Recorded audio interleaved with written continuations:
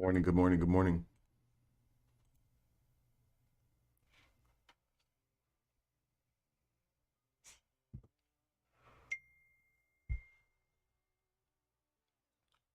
What's going on, Burks? What's going on, Tim? What's going on, Dre?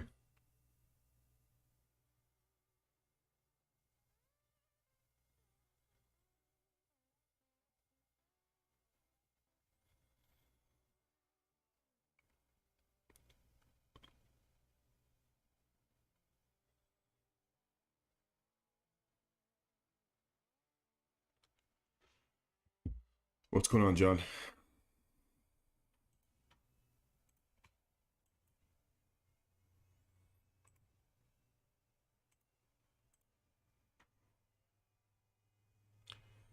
Big levels I'll be watching today on the NQ is going to be over yesterday's highs, 15,650. So 15,650. You can see here on the daily chart, we have a little bit of, we have supply here at the 5-day moving average, right? So if you notice, look at where the 5-day moving average is at. If you, what's going on, Sam? If you look at where the 5-day moving average is at, if this wants to sink, maybe 5.63s into 5.33s, not a whole lot of room there. Treat it as a scalp. Again, could be a little bit more of a riskier play. If you look at the 5-minute, right, we came all the way down and tested this Bollinger Band. So what I would need to see is for us to lose this Bollinger Band. That would be 15,588. Again, you're going to have some tricky spots here. Let's kind of see exactly, how we open up and how we digest a little bit here. Just stuck in the middle of the range here, doesn't really know if it wants to go up or down. Again, maybe 15,588 into 15,570. Again, I would think 10 points, right? 12 points. You're not trying to hit a home run, you're just trying to take a little bit of a trade. Now, if you look at the hourly to the top side on the NQ, you're looking at around 650 into 659. Not a whole lot of room there. So we need to get over this range, or we need to really start breaking down. Again, watch those lows, as you got about 10 points there down on the scalp. Currently setting up a 20 SMA play. So let the candle close, and then let's see if that confirms, right?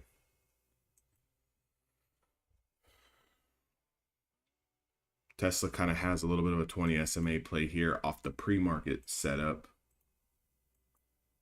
But again, right down to this support here, right down to the support at 270. So what I would need to see is 270 broken on Tesla, and then maybe room to 260 that. But see, that's not a lot of room. 269 and then 268. I don't know if that's enough room for options players there. Maybe if you're trading shares, you can get in on that, but I don't know if that's enough room. It's $1. It could happen quick. Same thing with Nvidia coming right into that 455 support. We might need to wait 30 minutes today. We might need to wait. Look at the pullback. Everything's pulling right back into support here. So the last thing I want to do is jump short just because the market's moving down. However, you're shorting right into support. So it might be a little bit smart. We're looking at what? Meta over 309. Yeah, Meta over 309. If you're let's give it a little time, right? Let's give everything a little time here. Meta over 309, like Andre's looking at here, would be taking out Tuesday's highs. You keep it on watch. Keep it on watch.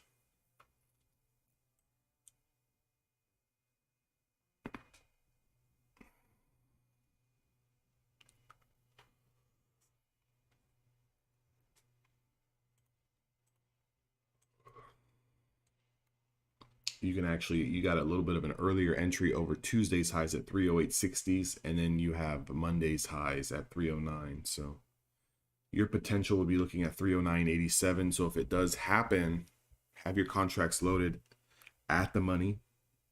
Get in, get green, get out.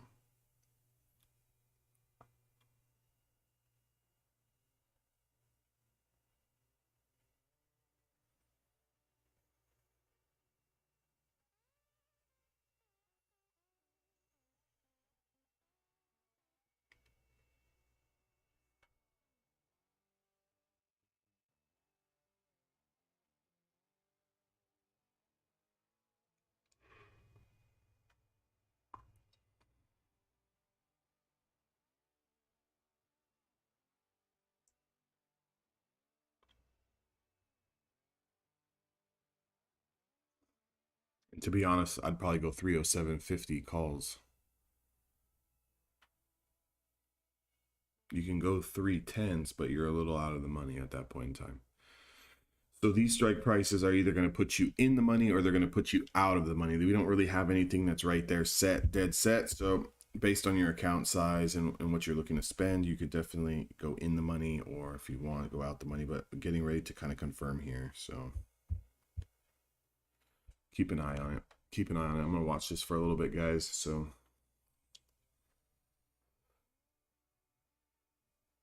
what's going on, Marv?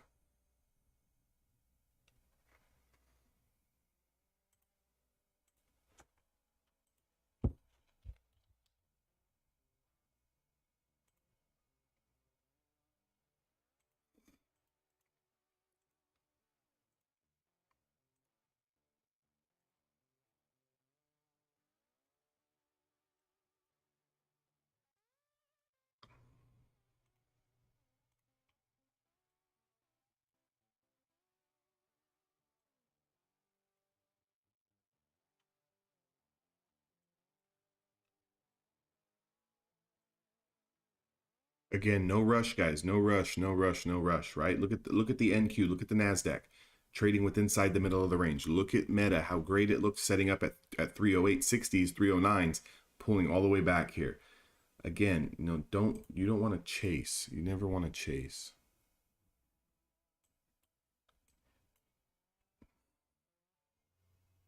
I mean, it's a tough short. It's a tough short, Sam, just because even though you got a 20 play that's setting up here, like an active one trying to confirm here.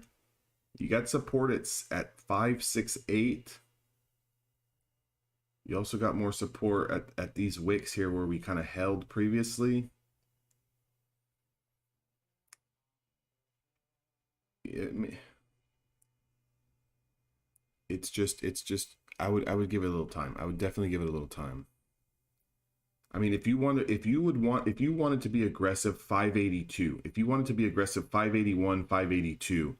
582s, and then you would look to take a quick 10 points. Like, just treat it as a scalp. I mean, you do have support down here at 54s, but still, what concerns me, like what Burks is saying, we would have to lose the 50s, because what concerns me about taking this short here is you have all of this that's going to act as a little bit of a zone. Now, what Burks is talking about is we've got support down here in the 50s, so I would rather see it close below the 50s and then confirm.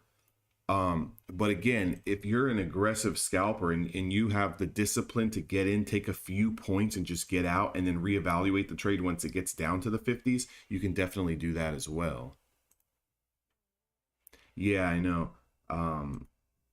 50s would probably be your bigger level. Your aggressive scalp would be through the 80s. Okay, your aggressive scalp would probably be through the 80s. But again, like I said, that's very aggressive.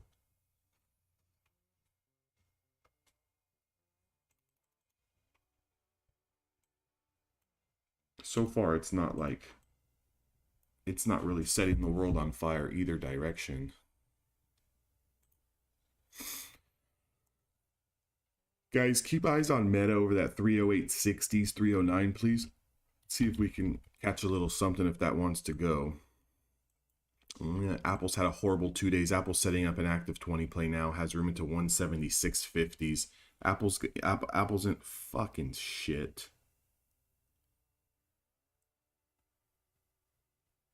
Apple's in an active 20 play, guys, and it's fucking surging. Son of a bitch. It just hit supply. Just hit supply. This thing's been a fucking dog for 2 days, man. This thing's been a fucking dog for 2 days. And all of a sudden it wants to pop. Look at Apple, guys. Keep an eye on Apple over the highs, guys, in the first hour. 175.50s as of right now. It has room to 176.50s. So $1 on Apple is like fucking $10 on fucking Tesla, right? So keep an eye on it. Keep an eye on Apple, guys. Keep an eye on Apple. That pre-market highs. Pre-market highs, 175.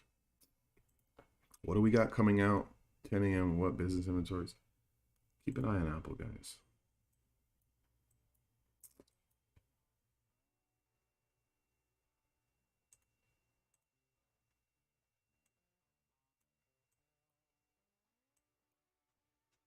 Apple over pre-market highs looks good.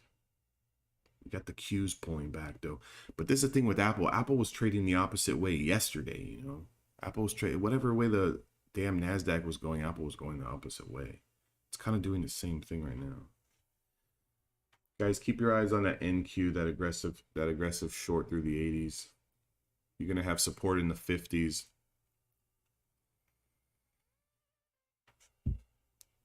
This one might bite me in the ass, guys, but I'm going to take a piece of this apple. I'm going to take a piece of this apple. We're going to see what it wants to do. It'll probably bite me in the ass. The puts, the market makers are favoring the put side heavy, though. Heavy, heavy, heavy.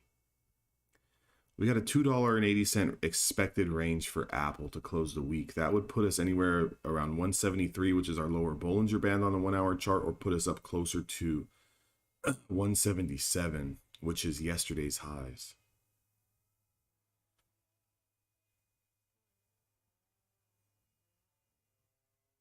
Let's see here. I'm going to take... I want to see these futures get up some, and that will give me more conviction for the Apple.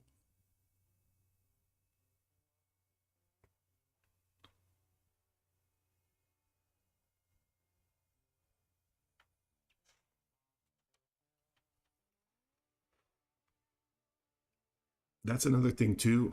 I don't like not having conviction when I've got one stock that looks strong, but I've got the overall index that's looking down, right? If this was pushing higher, even though it would be a late entry over pre-market highs on Apple, I would get in 100%. You know, I would get in 100%. Even though it's a little bit of a later entry and I kind of missed that first move, I would still get in because the index is working with me.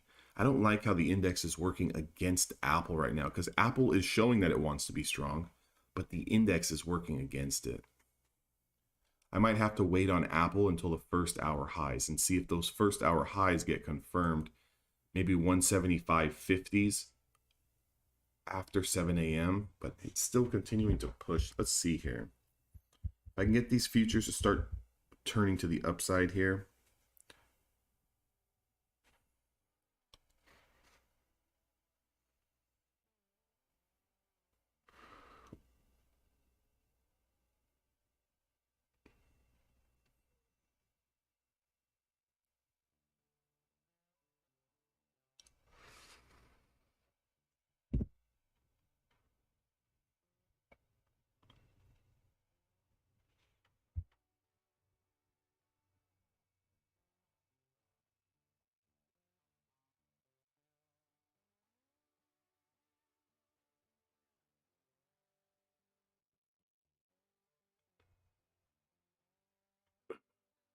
Market's dragging ass.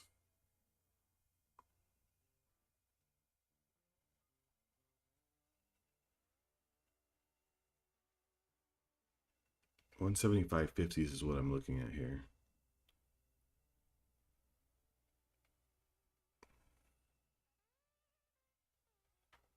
Guys, I'm going to take a little Apple here. I'm going to take a little Apple. This might come to bite me in the ass, though, to be honest. This might bite me in the ass here. How I'm going to play this Apple, right? How I'm going to play this Apple is I played it right now over these 175.50s. I'm anticipating that this market's going to go to the upside. Give me a little bit of fucking room here into 176, right? If I can get into one closer to 176, I'm going to take my profits. I don't have to really get there. I don't have to really get to 176, 50s is just get me into somewhere close to 176. Again, my play on this is the break over pre-market highs. Again, I understand I'm late about 30, 40 cents on this move. Normally I'd be looking to take half size on Apple at 40 cents. Again, this one's probably going to bite me in the ass here, guys. It's probably going to bite me in the ass, but I did like the setup. I like the hourly chart. So I'm going to play this into the first hours. So what I'm going to do now is, like I was trying to explain to some of you guys yesterday that were on the live stream, You know, if I sit here and I watch every down tick like it's doing right now, it's going to completely piss me off. So I'm going to give it a little time with the anticipation that I want to see it confirm through the first hour's highs. So I'm going to start watching other things until we get that first hour confirmation. Again, I've got my P&L on the side, so I'll know if I'm getting completely destroyed. I just don't like how the market on the NASDAQ is kind of going sideways. We also got Tesla that looks pretty strong here. We got Tesla that looks pretty strong. So if we look at yesterday's highs on Mr. Tesla, right, on Mr. Musk, you know, Mr. Musk over 275 could be a nice breakout. We do have room to 278 and then 281, guys, on Tesla. We just need the market to kind of help us, right? We need the market to kind of help these stronger names. So it's in an active 20 play now as well. 275 is first resistance, and we need to break through that. So Tesla's also in an active 20 play here, pushing higher.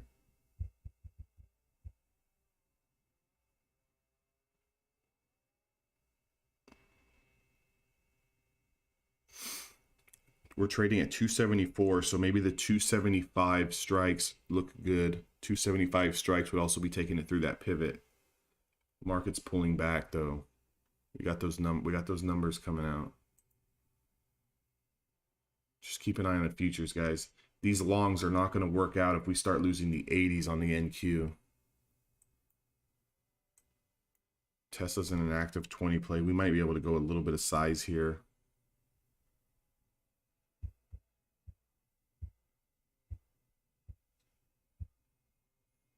That 275 pivot on Tesla is the big one though. That's the big one. That's yesterday's highs. So from here you could see Tesla push into like that 274.90s, 275, and then you can see it kind of reject. And now if it's going to go, this thing's going to go up to 277. Okay, so sell into 277.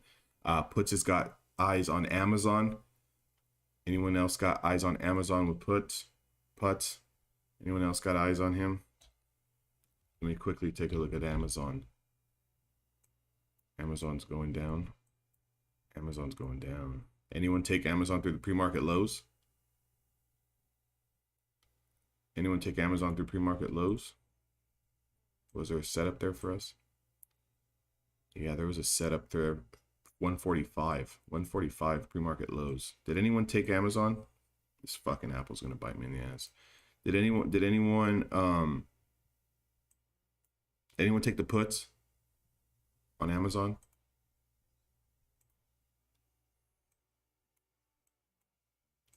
It's all the way down to support here, linear regression. I had a previous resistance here at 143, so it came right back down to that. I'm gonna actually clear these old drawings off. So Amazon through those pre-market lows. No, fuck, that was a good trade though, huh? Amazon through those pre-market lows at 145. That 145 was a good spot. 145 into 144.20s and then 143.60s. That was a hell of a spot. We got news in 10 minutes, guys. Might want to just stay patient this close to the top of the hour, right? Shit.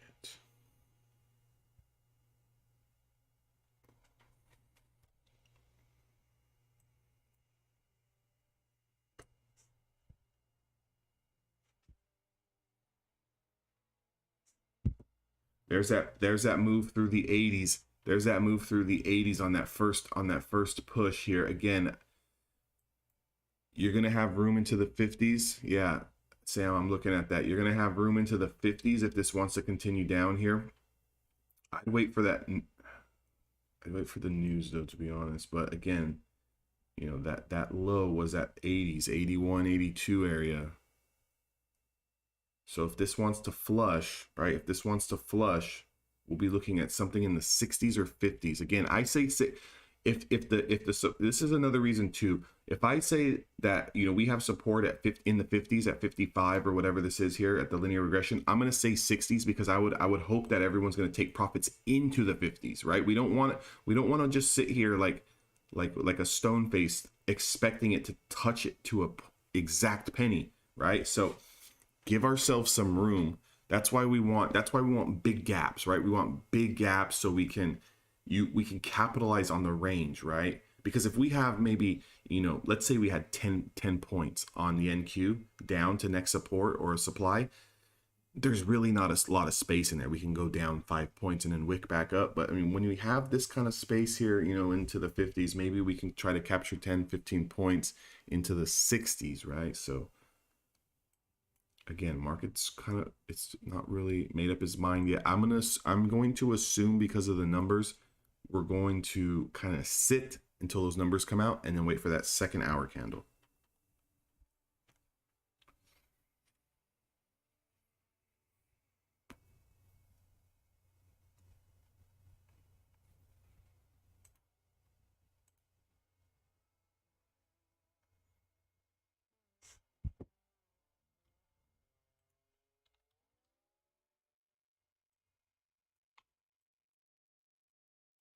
I'll still be watching that Tesla over 275 as well. It's holding up fairly well.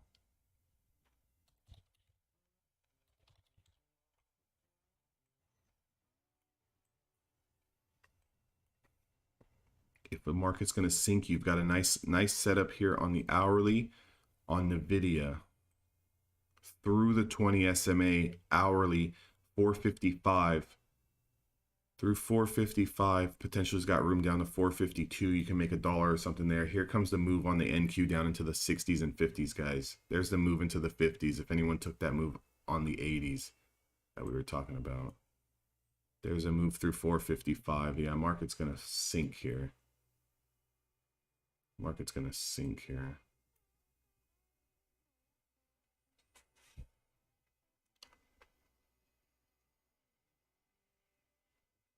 Great job, Burks. Great job, Burks. Dr. D. Dr. D, careful with the numbers. Careful with the numbers coming out here. I don't want you to get snapped out. If you look at the 5 minute, if you look at the 5 minute 5 here, you just ran into ES got a lot of support here on the 33s. It's got support on 32s and 31s. It's going to be a tough sled down. It's going to be a tough sled down on the ES. ES had more support than the NQ. The ES had, look, if you notice on the screen, see how it's got all this stack support. ES really doesn't open up until it loses a 28, so just be careful on that.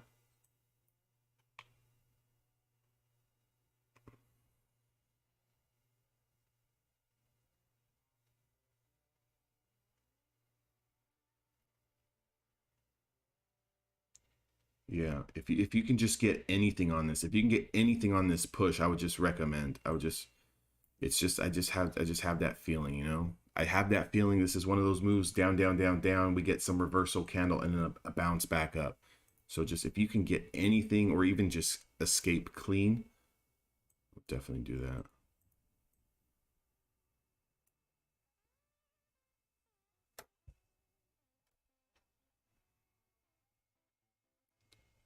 New pivot on NVIDIA for the second hour confirmation is 454.60s. Good job, Tim. Good job, Tim.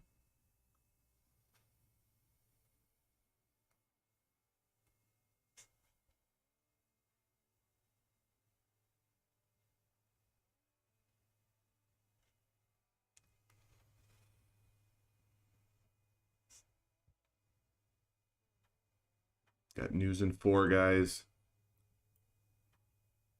There's a drop. Dr. D, I hope you took some like maybe let's try to take some profits on that drop through that demand zone there, the 32s getting down into those 31s. Your entry should have been somewhere around the 35s. NVIDIA is sinking, guys. NVIDIA lost again. NVIDIA just keeps putting in these new lows here.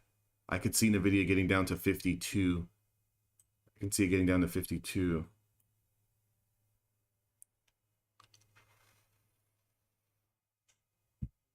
ES just wicked to that 31 support.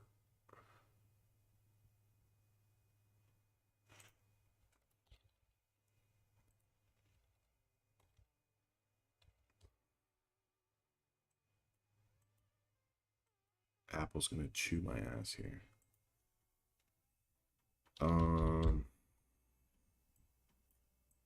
Tesla's still holding up fairly well in the middle of the range as well. So if we do get this reversal here, be careful. Be careful on the reversal. It's trying to set up this reversal here.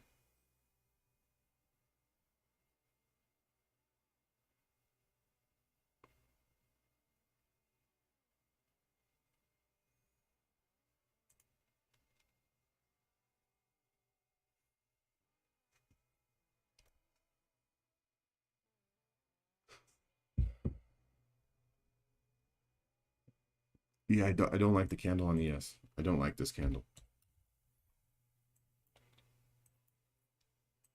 Qs actually flushed at 80s, went to the 50s, all the way down to the 30s. Did anyone take the Qs? Did anyone take a piece of the Qs ass, guys? Through those 80s? I know we were talking that's very aggressive, but did anyone take the Qs? Also, Burks, did you take the loss of the 50s? It went down to 35s. Maybe you snagged 10 points on that. I'm careful, cautious here on the shorts, just due to the fact that a lot of these things ran into support. I'm watching Tesla to the upside at 275. So everything flushed. We flushed into those supports, and now we're kind of holding. And I'm assuming that the news that the numbers or whatever the fuck is coming out, yeah, super small. It was very quick. It's not a lot of follow through. So what your pivot, Burks, on the short, your pivot becomes that new low, right? So that new low, being that we busted through support and we put in the second low, that becomes your entry. It looks like it's like 536, right? 536 would become your second entry on a short position, because also maybe we can actually adjust that a little bit, because you have a little hourly support here in the 33s. So maybe below 33s, it's really got a lot of room to open up. If you notice on that chart, it's really got a lot of room to open up below 33s. So that would be a great second entry. Dr. D, I hope you're probably broke even on the ES, right? Let's not get trapped on that. Yeah, so I would be looking at, if the market does flush 33s, I'm still looking at Tesla over 275. I'm still holding the apples again. I'm just looking at the P&L down, obviously. Yeah, we're reversing a little bit. Yeah, so it's just this pivot now of the 33s, it just gets, yeah, it is what it is, D. It is what it is. You know, it was such a tight flush, and it didn't really have a lot. The ES just had a lot of support. And we kind of seen that, right? Like, so as long as we identify it, that's cool. You know, you whatever, profit is profit. We'll work on the second trade. Guys, watch that Tesla, right? 275s. Andre, what's the exact price that you got? You got 274.90s, or you got the 7 or the 5s? 275s. I want to make sure everyone's charts are matching up, right?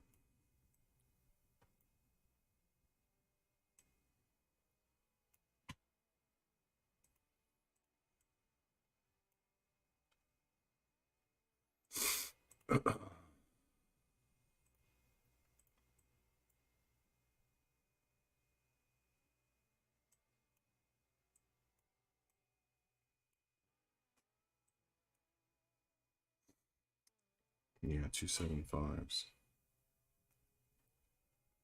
Apple's trying to come back for me here.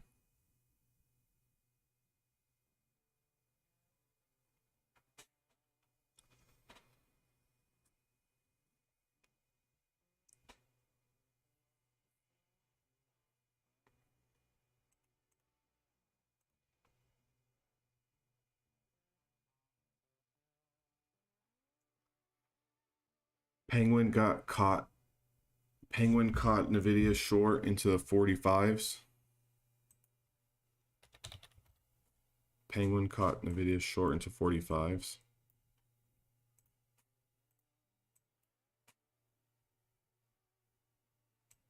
Into 45. Maybe he meant 55. Oh.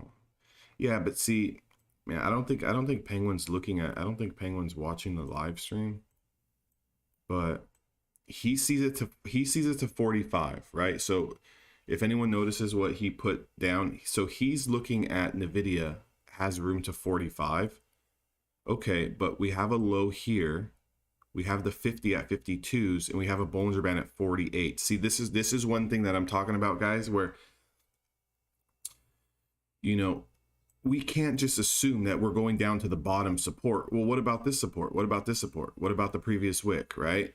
So we have multiple pit stops before we hit 45s. Yes, it does have room down to 45, but we have multiple stops along the way. So again, you know, how I would play NVIDIA is through the first hour lows, I would be looking at a price of, you know, 53s into 52s. So 53.80s into 52, I'm taking profits. If we bust through that and I've still got some contracts left, I'm selling into 48s. If I still have contracts left, I'm selling into 46, and then my trade is done.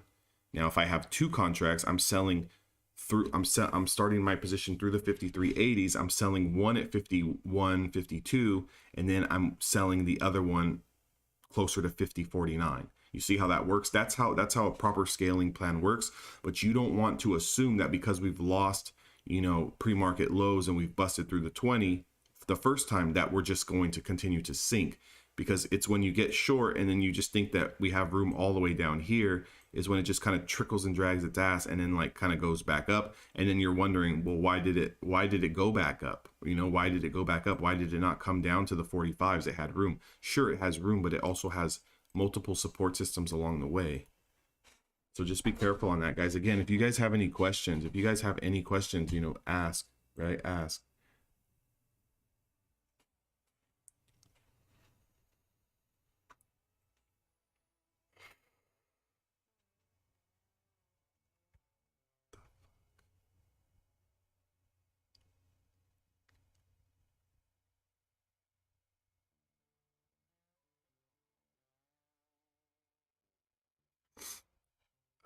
Damn it. Aaron, are you watching? Are you watching the screen? Aaron, are you in the live stream?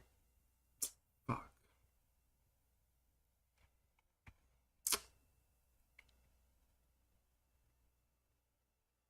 Aaron, are you here?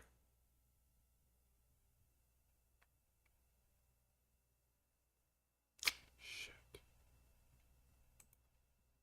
Anyways, guys, I'm gonna cover something. Aaron had a question. I'm gonna cover something for everyone because it's going to be good information for everyone. I was hoping he was watching, but maybe he's not. So Aaron took the 20 play. Aaron took the 20 play off the bell here, but he set his stop loss at the body. Okay, so he set his stop loss at the body, and the candle 10 minutes after wicked them out, and then it continued to go down. Guys, we have to use a 1-bar stop system at the wick, always the wick, and it's not when we get wicked out, it's the candle has to close. So even if you had a 1-bar stop over the body, this candle never closed. We have to close, because if the candle's not closed, we're not out, right? We're not out.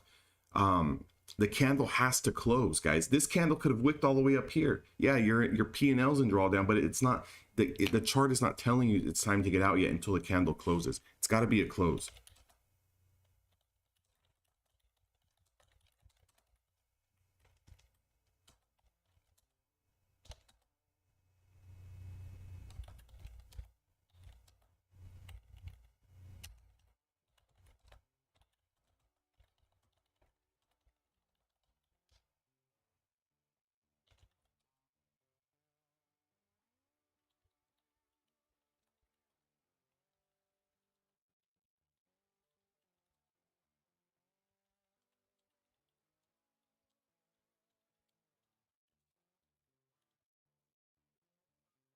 Would have been a fantastic trade through the 80s. That was the one we were talking about. 80s went all the way down to the 30s. Damn it. See, I hate seeing that. I hate seeing that, because it was a great setup. It was a great setup, and that's what I'm talking about. You know, like that's how they play on your emotions. They play on your emotions, man. So it's like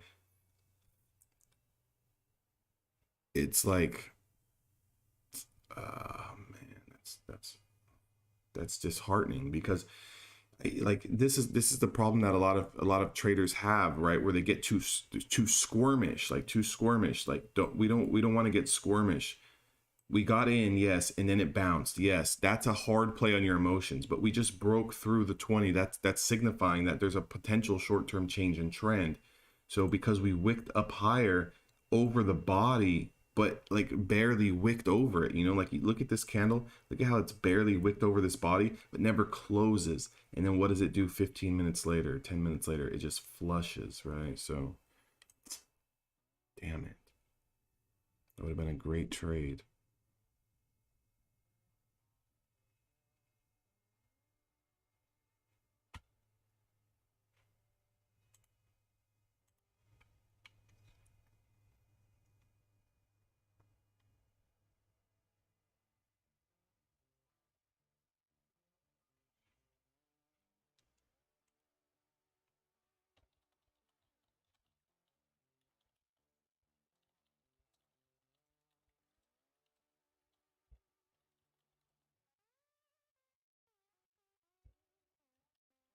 Also, guys, if you guys don't want to use the 1 bar stop system because it's such a huge range, especially early in the bell, I would recommend this. Use the 5 and 10 day moving average as your guides, right? 5 and 10 day moving average. So I'm going to blow this up.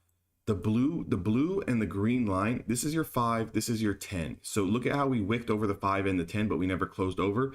Now, if we closed over the 10 SMA, which is the blue line here, then we had room to come all the way up here. So if this is way too much of a space, damn it. If this is too much of a gap because of your position sizing, then just use the 10 SMA. Just use the 10 SMA. But again, it's got to close though. Like,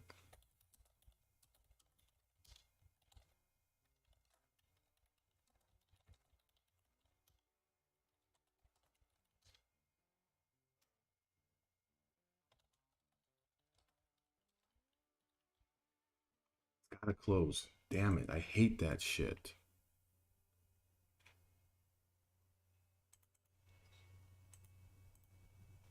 Always close, guys. Always close. Like, I'm gonna pound it into everyone's head. Always close. If you're going to set a stop loss, if you're going to set a stop loss, yeah, I'm still in Apple. I'm getting smoked. If you're gonna set a stop loss, right, or you're gonna set a hard stop loss, it's got, the candle has to close. How many times has that happened? You get into a trade, it wicks you out, and then boom, still goes. It has to close. Wicks mean nothing when the candle hasn't closed.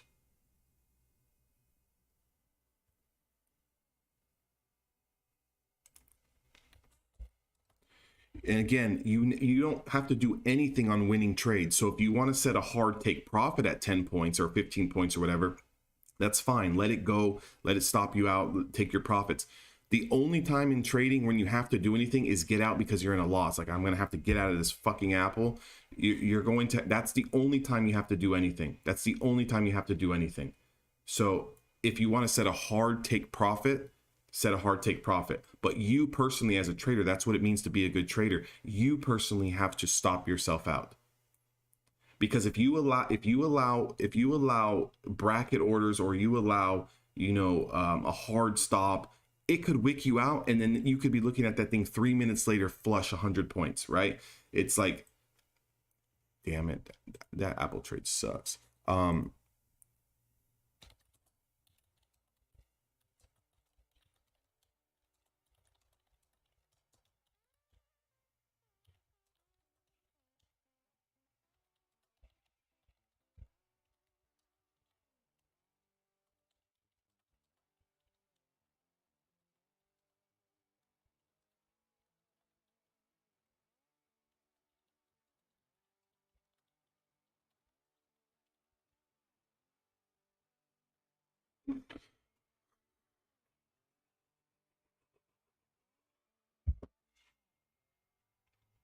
NQ double bottoming down here at the original low wick, guys. NQ double bottoming down here at the low wick. So we're still looking at, what is that, around the 33s, right? Is that the 33s? If anyone's got eyes on the NQ, might be a little higher than that. Maybe it's the 35s, right? Candle from 6:55 my time, 6:55 my time.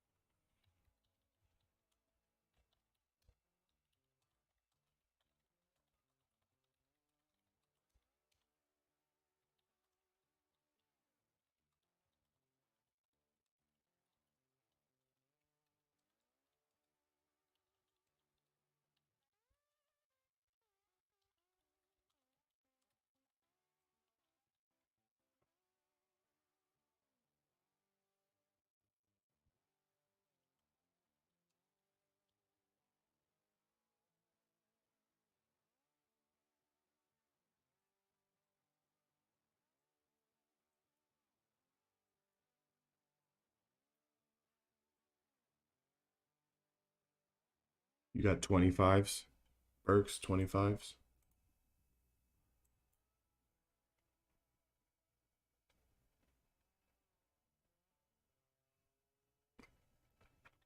You looking at that wick from yesterday?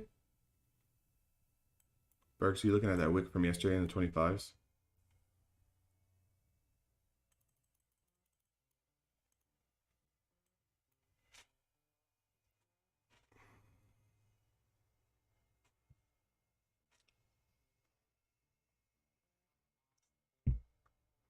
I would say I mean, Burks. I mean, I see the 25. I see how that could be valid, right? I see how that could be valid, but you're probably giving away 10 points on it because if you like try to pull it up on your chart, you know, and kind of see. But if we really lose this, you know, this double bottom, last hour's lows, this hour's lows at around 35s, 36s.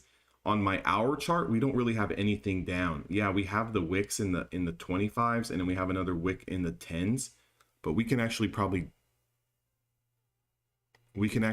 give back that.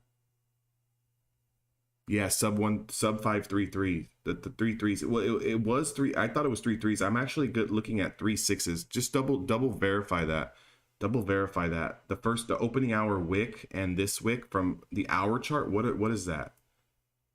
It could be 3 3s, but I got it now at 3 6s. I don't know why I had it at 3 3s, but yeah, it's something around 3 3s, 3 6s. It's in that 3-point range. I don't think on the NQ that's going to be too much of a hassle.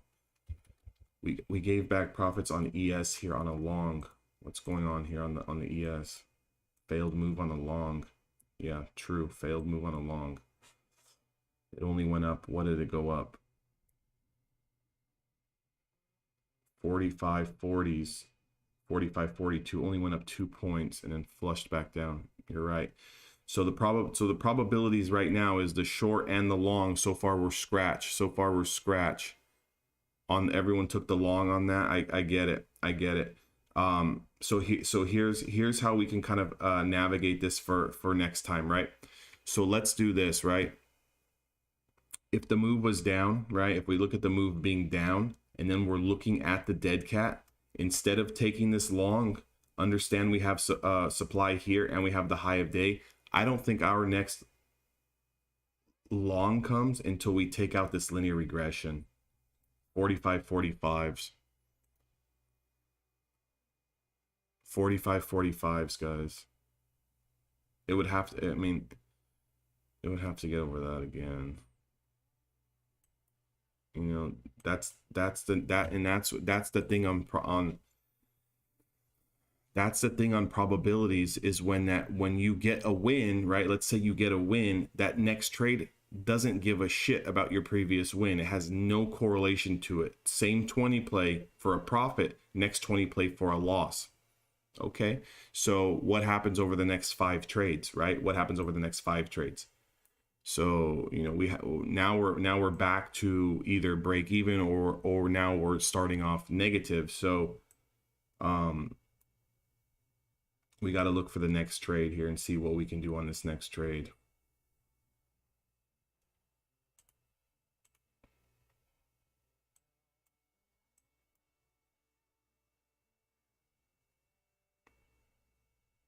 How much are you down, Tim? What are we down? $100 or something? How much are we down? I don't remember what you won on the first one.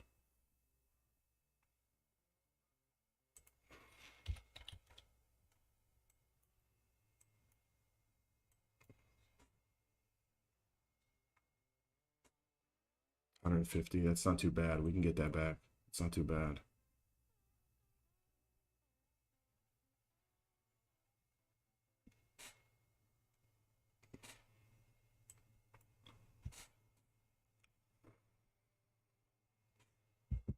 Still looking at that 36s, 35s on the NQ short.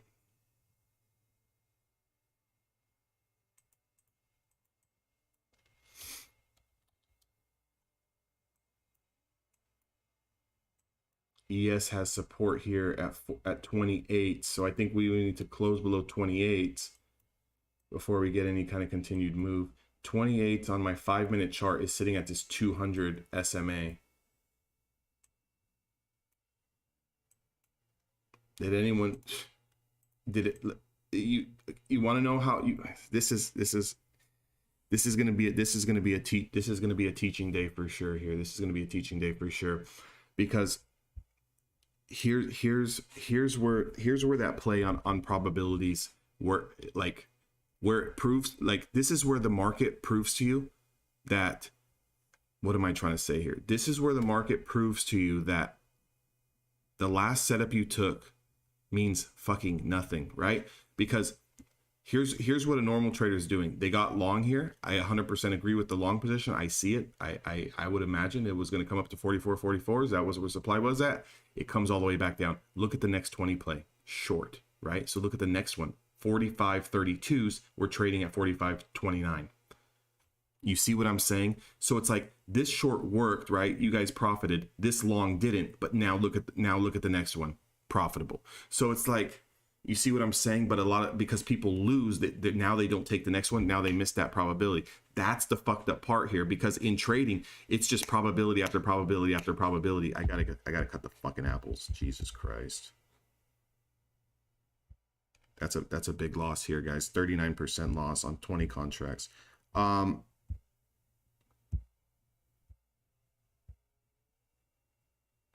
Anyone wants to see the loss, you can DM me.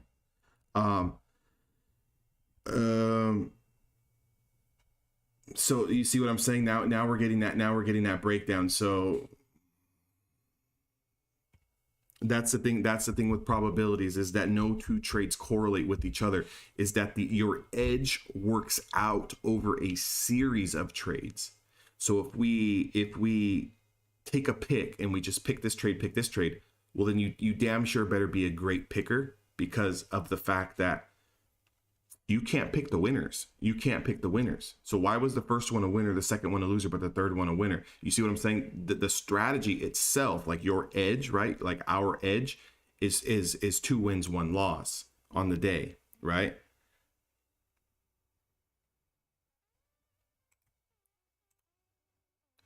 So, I mean, how many points is this really? 32s down into the 27s. There's a 5-point move for all you 5-point ES traders, right? So your guys' hard take profit, even if you have a hard take profit, would have probably been struck on this. You would have made 5 points here. You would have taken the big loss here, but you would have taken a 1 there. So you would have either been slightly green on the day or very break even on the day if you took all 3 trades. And that's the thing. So when we win trades, there's a harsh analysis that needs to come after every trade, whether it's a win or a loss.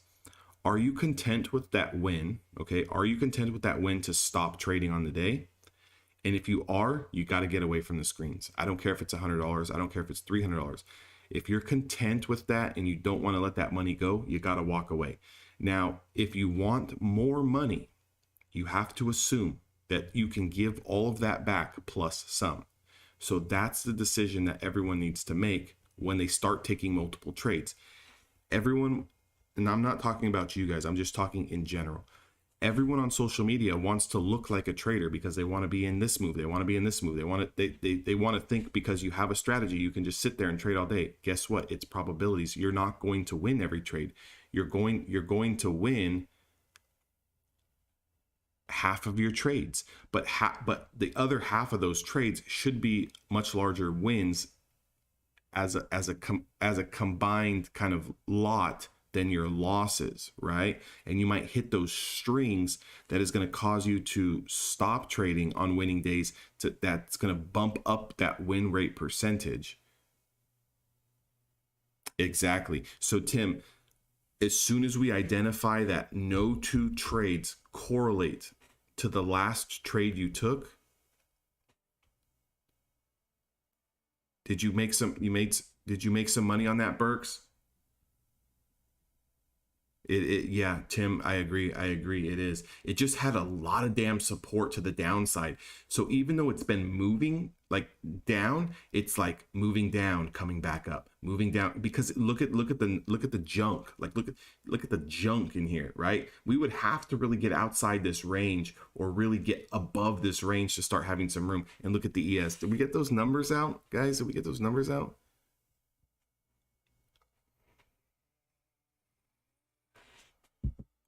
I don't even have the NQ chart up.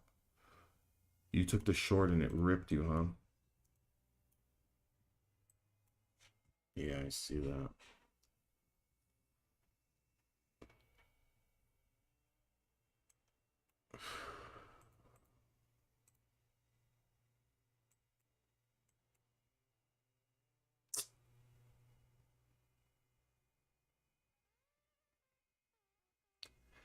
What a fucking shit show.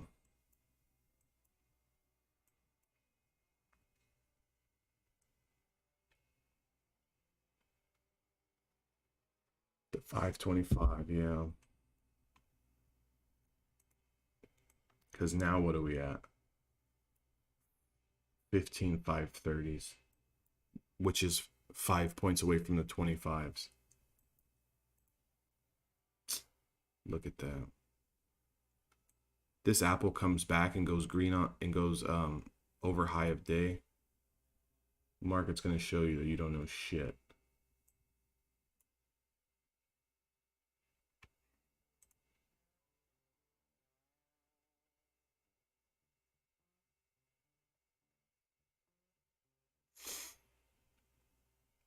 So the market is choppy, guys. This is what would be considered chop. Chop, chop, chop. And that's exactly what's happened. It's happened to pretty much everyone in here. You win one, you get in one, looks good, goes the other way. Complete bullshit, you know, but that's what we signed up for, man. We signed up to play this stupid game, right? So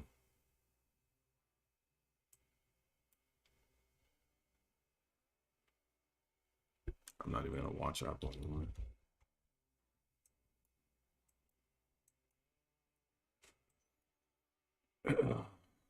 Tesla's getting a 20 play to the long side here. I'm going to see if I can make some money back on my Apple loss here if this confirms. Again, you know, is it the most perfect setup? Of course not.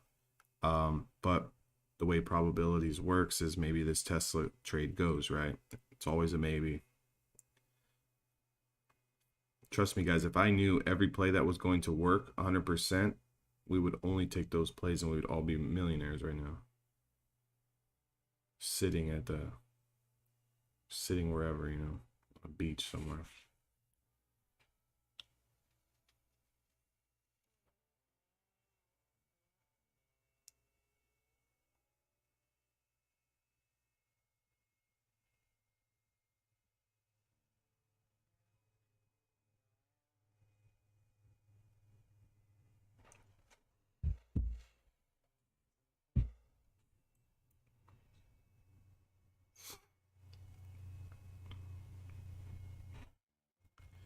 So what we're really gonna look for, let's kind of refocus and regroup here, right? If I look at the hourly charts, okay, NQ needs to break over 650s, right? Over 650s, it's gonna have room to 660s, okay? Once it's over 660s, that's gonna be a lot of potential. To the downside, we're looking at the 530s and the 525 level, right? Even that is not going to have a ton of room, but it's going to give you enough room to take a trade to the short side. So whether you want to try the attempt at the stick of the 530s or the 525s, that is what it is. Everything else in between, I don't care if there's a 20 play in between that, is going to be choppy. Like, so for example, if you get a 20 play set up around 594 on the Qs, that's going to be a little bit of a choppier move. Again, I would wait for the bigger moves to kind of, you know, partake. Even on a 5-minute chart, the Qs needs to get over 600s. It needs to get over 600s before this thing even has any remote room to stretch. The shorts obviously still look like the better play just due to the fact that everything that gets dead cat gets immediately put in a new low. So below 530s or those 525s like Burke's got on his chart from yesterday's wick might be a couple levels to play off of here. As far as the ES, right? As far as the ES, this is a choppy son of a gun today. So what I would be looking at on the ES is maybe the second attempt at a new 20 play, you know, maybe, right? Maybe we can get 5 points off of that. Again, so far, one short worked, one long didn't. Next short worked. You know, what's going to happen on the next one? Could win, could lose. But what I'm saying is that this next play over, you know, let's say 45 37s could be the one that takes you into the 42s, which could give you 5 points and then hold a runner into the 45s. if this is going to be the low of the day. As of right now, the ES has come down to the 200 SMA. That's acting as support right now. I don't think your next short comes on the ES until we lose the low of day. That might be 45.28, and that's going to have room into 45.22. So you want to play that accordingly. You have Tesla setting up here, trying to confirm, or has confirmed, this 20 SMA play. Technically, it would have room into these high wicks here, but again, market is extremely choppy here. I would probably start looking more towards, and if you look at Nvidia getting rejected here as well, I would probably start looking more towards hourly charts and looking at the levels. Where do you have room, right? Where do you have room on the hourly charts? If, for example, if you look at Nvidia, right, you might have plays setting up on the 5-minute, but I mean, Nvidia's got support at 52s, right, which is $2 down, and then it has support at 57. It's got supply at 57, 57.60. It's got supply at 58. It's just choppy, right? It like there's not a lot of room. There's no space there, right? Especially for options, guys, we need fucking space. Like if we don't have space, you know, we're dead in the water, right? We're dead in the water if we don't have space. We've got to have space. Like if there's no room, I don't care if it's going up. I don't care if there's a 20 play. If there's no room, there's no trade, right? So, and as we've seen so far in the first hour, the market has proven to us that there's no room. We've been getting stopped out, chopped up, and everything else, right? So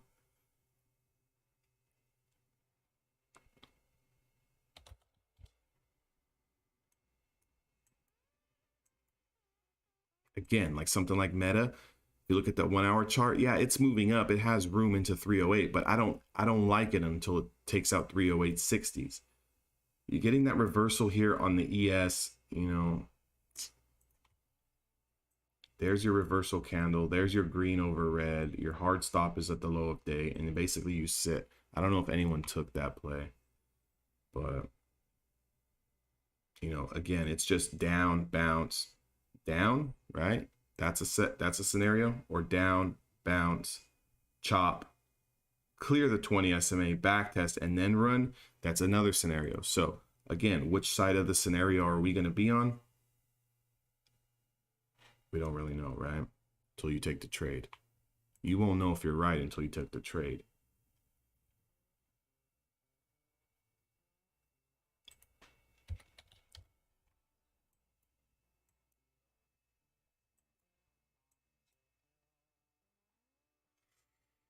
Same thing on the NQ, right? So same thing on the NQ, right? So where's the reversal candle on the NQ? When we put in this red candle low and the next candle never put in a new low below the 30s, when green takes out red, then you take that into supply and you basically just sit. Again, tough ask though. That's a tough ask, right? Like, because for one, you have to identify what's going on in real time. And if you don't, and you're barely identifying it now, like how I'm coming across the chart now, we're too late, right? We've already given up from 69s all the way to 91s. We've already given up 20 plus points. So we are too late on this reversal bounce. What we need is a new setup. Did anyone take the, is anyone in anything right now?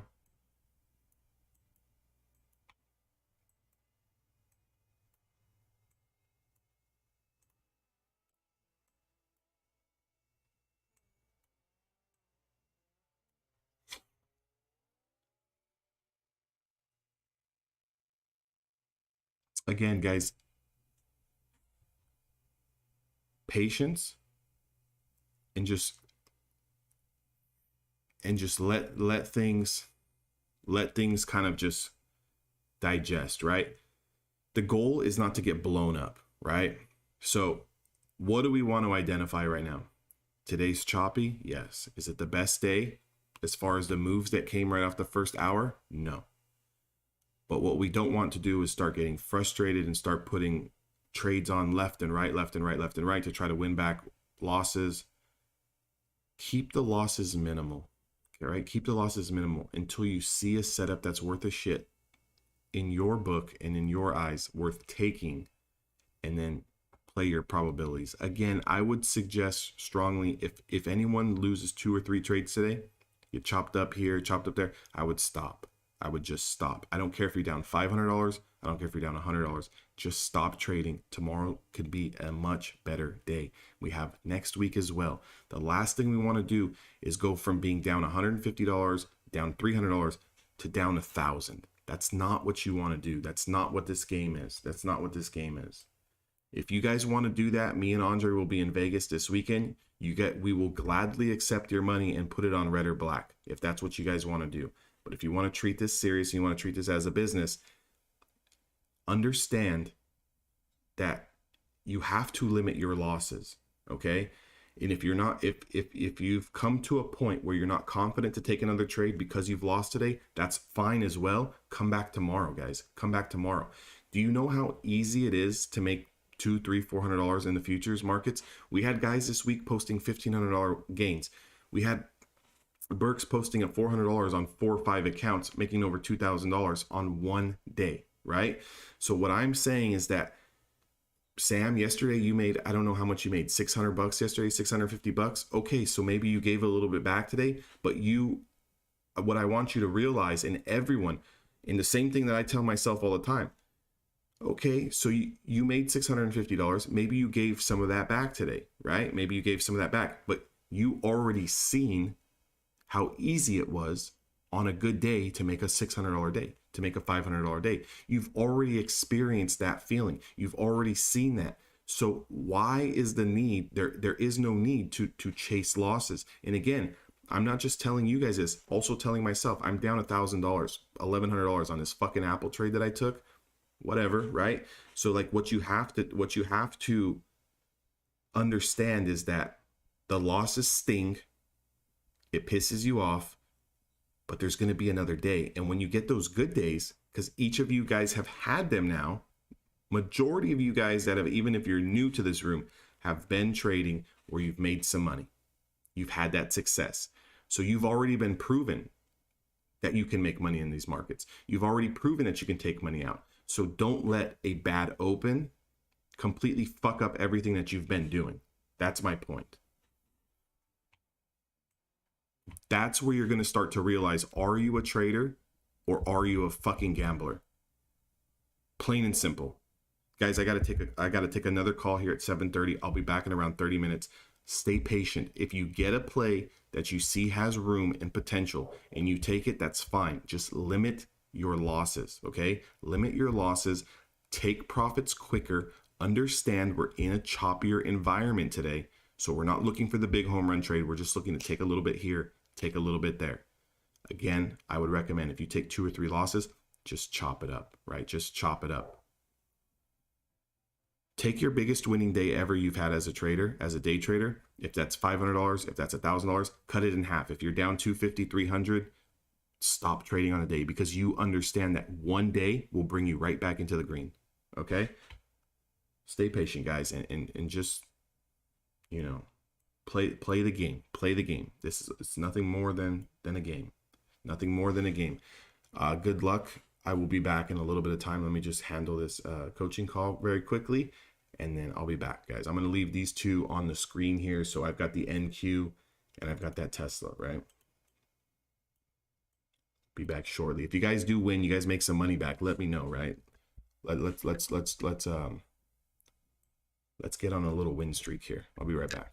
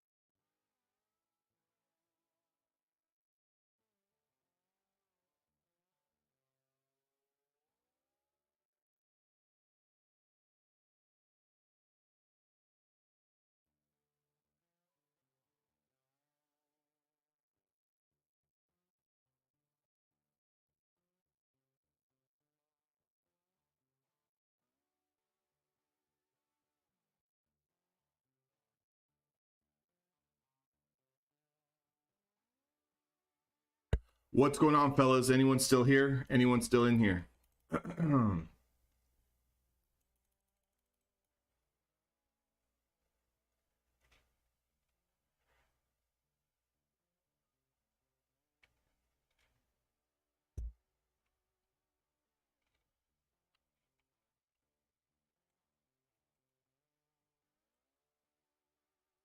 Yo, yo, yo, Burks. I thought you were done for the day, my man.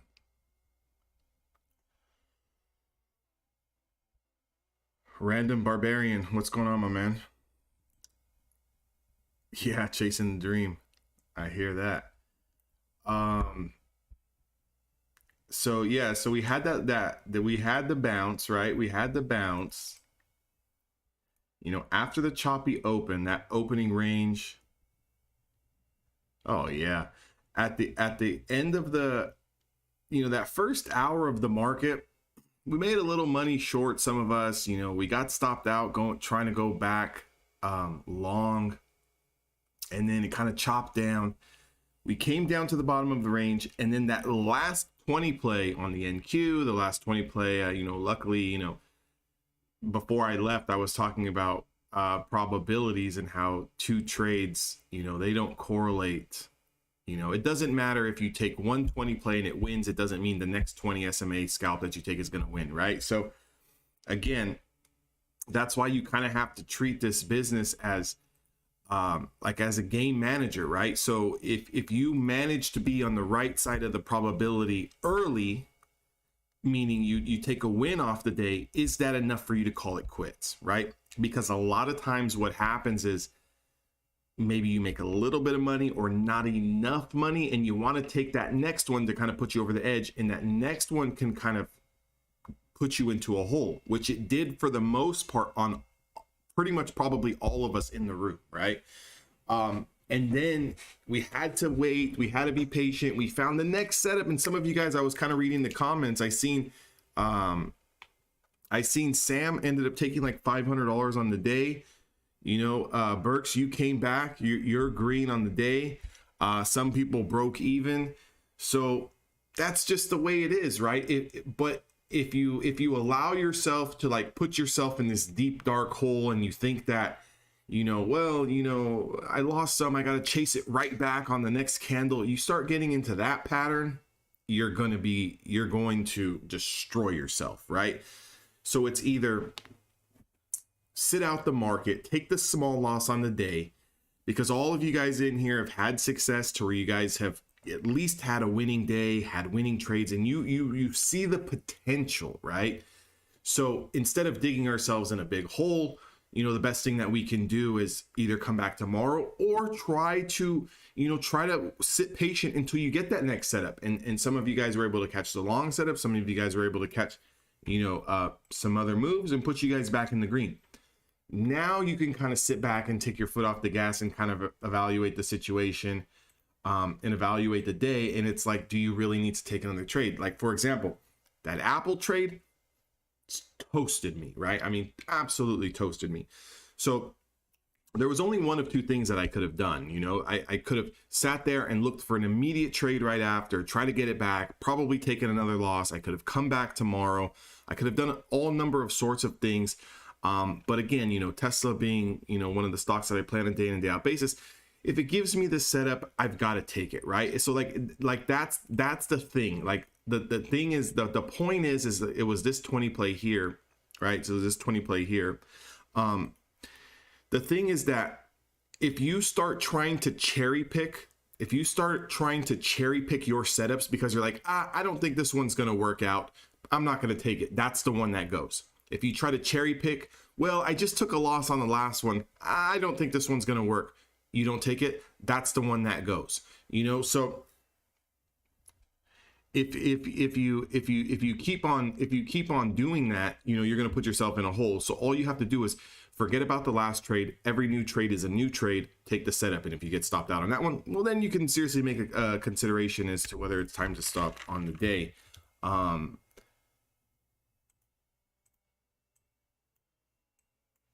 So thinking of long ES above 45.50. Yeah, 45.50, 45.51. How much space do we have on the hourly chart? Yeah, it looks good on the hourly chart. Looks good now. It's an active long on the hourly chart. It was an active long. The 4-hour chart, let me take this stuff off. So the 4-hour chart was an active long over this level here. This came from Monday. So Monday, right off the bell, this high, right, on a 4-hour time frame was our top supply. So we broke that. We broke that on this 4-hour candle. So 45.43 has been the long. So you're maybe about 5 points. You're maybe about 5 points into the move. But yes, this is the breakout on a 4-hour chart. This is the first leg on the 4-hour chart. If you look at the daily, right? If you look at the daily, this is the week. This is a weekly breakout here. So yeah, the 45.43 level, 45.43 was the break. That was the break. Now we're at the 45.50s. So you're looking at 45.50s because that was the previous high of day.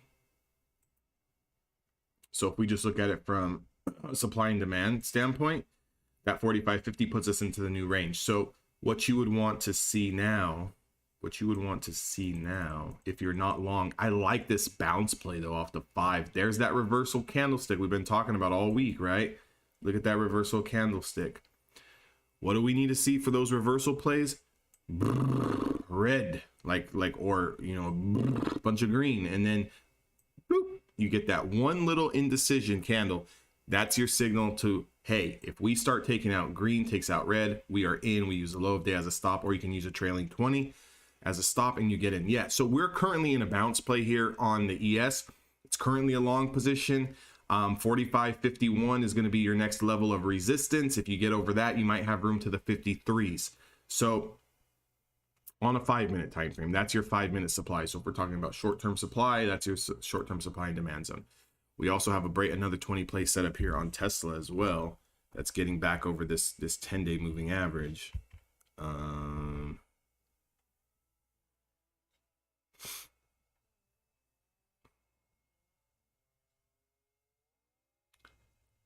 So personally, if someone is not long, and I'm talking theoretically here, if someone is not long already on the ES, what I would want to see is a new high be punched in over 45.50. I want to see a new high be punched. And when that new high gets punched, I want to see a preceding candle take out the new high over 41.50. So essentially, I would want to see it put in a high, kind of pull back a little bit, and I want to see us hold this zone. And then when we take out the new high, I would want to get long.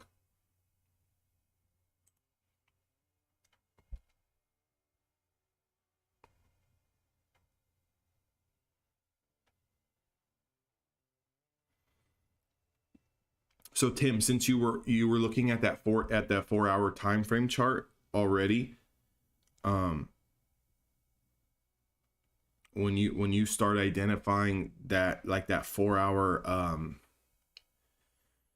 when you start identifying that 4-hour level, you can take that on that first go, that 45.43s, I think it was, right? 45.43, something like that. I go back to the 4-hour. Yeah, because like, I mean, notice that 4-hour, like that high from Monday was 45.43. You know what's funny? This is why I say this blows my mind every time. Every time it blows my mind. So if we just look at the 4-hour chart, I want to squeeze it all in here. So if we look at the 4-hour chart, that high wick from Monday, because normally I'm just going to look at the current week. So maybe we do have another level there from the previous week. But if I just take out this week, right, and I just look at this week, that high from Monday is literally sitting at 45.43. Okay, so just remember that number. 45.43. That's the high from Monday. So if I go back to the 5-minute time frame, right? I go back to the 5-minute time frame. Okay. Here's my 45.43.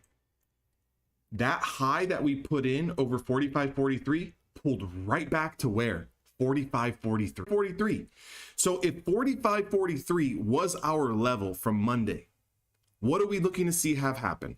Okay, what are we looking to see have happen? We want that level to break and either we can scalp it on the first break and take some points on the way up, or we can let it break, put in a new high, which became 45.50, 45.51, and then it pulled back right into 45.43 again. So then that would give us definite confluence, definite confirmation that we broke the 45.43 for Monday. We pulled right back to it. We lost it for a brief second of time. Boom, bulls bought it right back up. Reversal candlestick, green taking out red. Use the low of day or the 20 as your stop. Boom, get in.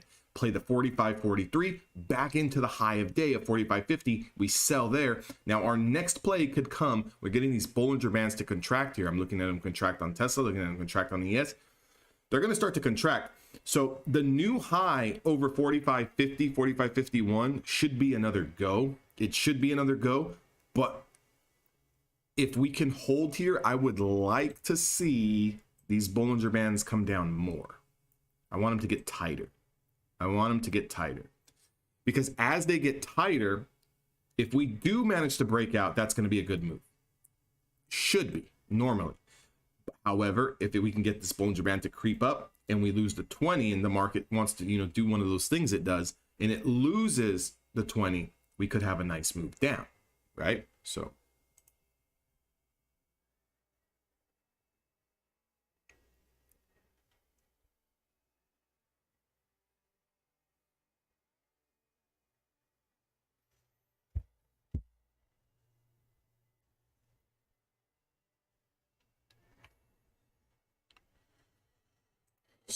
yeah, I mean, good level, good eye there.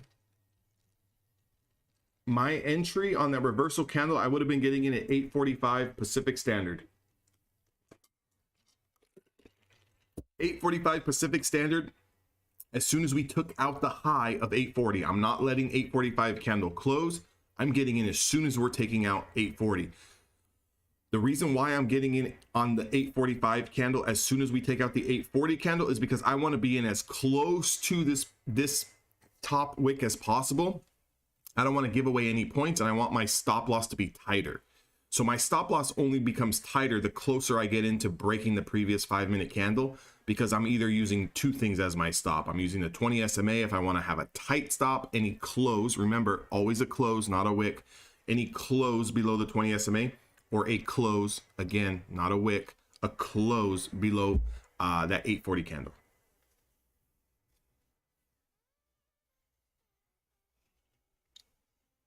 Because sometimes I will, see people and they might say, well, I wanted to wait for the 845 candle to close.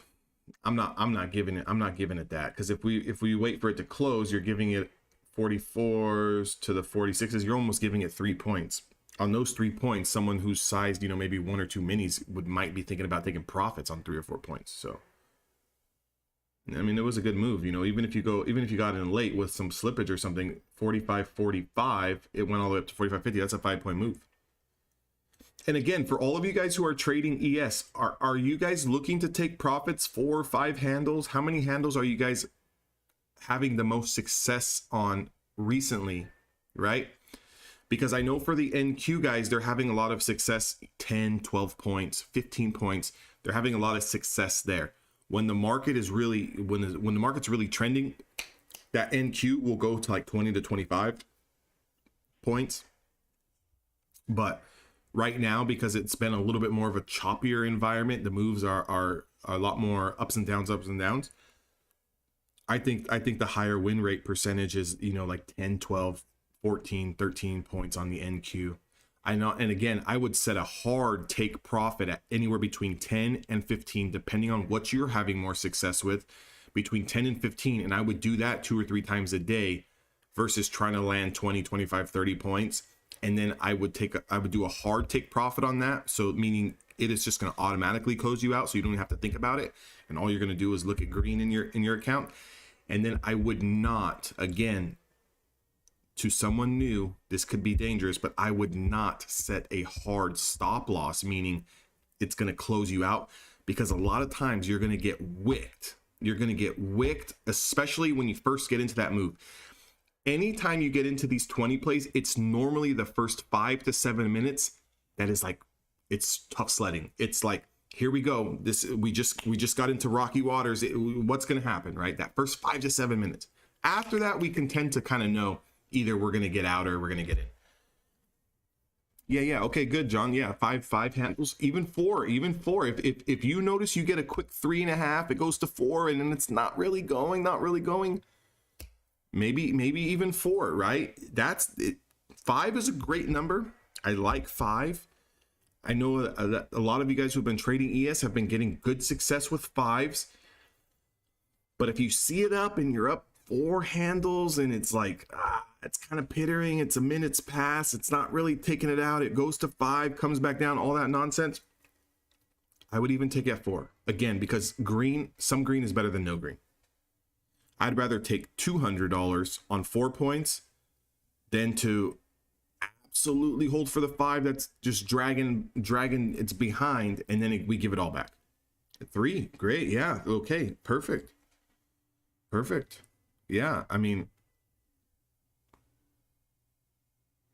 yeah, that's so the main thing that we want is we want a high win rate, right? Because the more wins that we stack, even if we take a loss, we're already up so many wins. Like, you can be up 5, 6, 7 wins to 1 loss. You can be up 4 or 5 wins to 2 losses.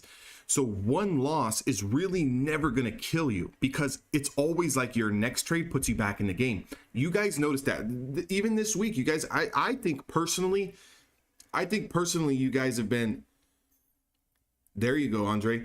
I think personally, you guys are doing a phenomenal job so far. Even to the newest member to Evolution Traders, you guys are doing a phenomenal job, right? I've worked with people over the last 4 years. Some people come in, they're all over the place. Meaning like they're taking trades all over the place. No fucking rhyme or reason. And it's kind of like, what are we doing, right? I think you guys, this group is going to be a really good group. And especially for you futures traders, you guys can really piggyback off of each other a lot, right? Like a lot. Like, if you guys trade ES, get with the other guys who are trading ES. That way you guys can all see and work on the same levels. If you guys are trading NQ, stick with the guys who are trading NQ and really, focus on your levels. If you notice someone in the room is taking losses, or they've taken some losses, but you're kind of having a little bit more success, and internally you kind of realize that, reach out to them. Hey, what's your take profit? And a lot of times it's going to be like, well, I thought it was going to go up more. I wanted, I seen it was up 10 points, but I wanted 20. You can cut that. Sometimes those words of like, hey, you know what? I've been having success. I've been taking profits at 8 points, it could be something random, right? It could be something random. Like, I've been taking profits at 8 points, dude, and I'm making a shit ton of money, and my win rate is high, and it's allowing me to be consistent and profitable. Sometimes that helps, right? Because sometimes people, again, the market cycle changes from a week to week basis.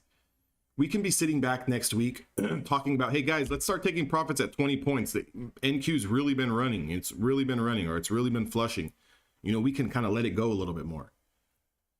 So it'll change on a week to week basis. But what I have noticed is in the last week and a half, maybe even 2 weeks now, taking profits a little bit quicker is having a little bit more of a higher success rate and a level of consistency to, at least even if you do lose a trade or two in the day, to where you can come back and put yourself in the green or break even flat, which is just as good, because it's like today never happened. And again, I'll throw the term like, lose a cup of coffee. Like, so like even if you lose a cup of coffee, that's a scratch day. Like, that's a scratch day. As long as you're not getting blown out 500 plus bucks, you lose $100, $150, $200, that's a cup of coffee, guys. You make that back in 1-2 fucking trades. You know what I'm saying? Like, that ain't shit. That's not a loss. Like, that's like the cost of doing business, right? Like, all of you guys got to pay for an internet connection, right? You got to pay for the electricity to keep the damn screens on. You got to pay your phone bill to, like, that's the cost of doing business. That's what's called your overhead. That's the cover charge. Like, a couple $100, it's the cover charge. Which is also why I say, again, going back to it, your sizing is so key. So for those of you guys playing the NQ, make sure you're sized appropriately so you can withstand maybe a 20-point up and down move. You know, you go out there, you start going out into the wild, on social media, and you start telling people you got a 20 to 25 point stop loss on the NQ. They're going to say, you're crazy. That's too much risk. How can you trade the NQ? All this nonsense, right? But it's like, hold on a second here. You know, hold on a second. Who's profitable? Who's fucking not? You know, every opinions are like fucking assholes, right? Everyone's got one. Right? But who's making money? Who's making money? Someone could tell me they got a 50-point stop loss on NQ. I would never say they're crazy as long as they're making money, right? If you can make money and you got a 50-point stop loss, then you're sized appropriately to where you can withstand 50 points up and down swings, and you know that your levels are giving you an edge enough to make money. And hey, go for it, right? Go for it. I don't care. At the end of the day, everyone has one common goal. That's to make money. Make money. I don't care how you do it.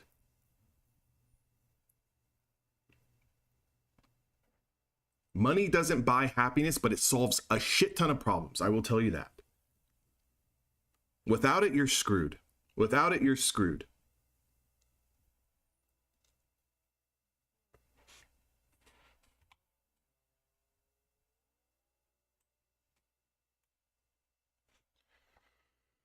Boom, boom, boom, boom. Bollinger Band's contracting here on Tesla. Bollinger Band's contracting on the ES. ES keeps flirting with that 50s level, guys. Keeps flirting with it. If it does pop, it can put it up a quick 2 point and come right back down. Just be cautious of that. Like I'm saying, I would realistically like this Bollinger Band to get down to my 45.50. So if it does pop, I've got nothing but airspace versus having to worry about the 2 point supply zone up here and then having it come back down, you know, from going green to red really quickly, like in a minute. I think this Bollinger Band, maybe in another 5 to 10 minutes, is going to be pretty damn close to 45.50.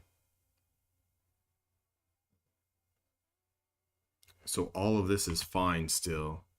So if I can play it out in my head, you know, down move, bounce, down move, and then boom. And at that time, this Bollinger Band will be down. That would be the move I would like, to be honest.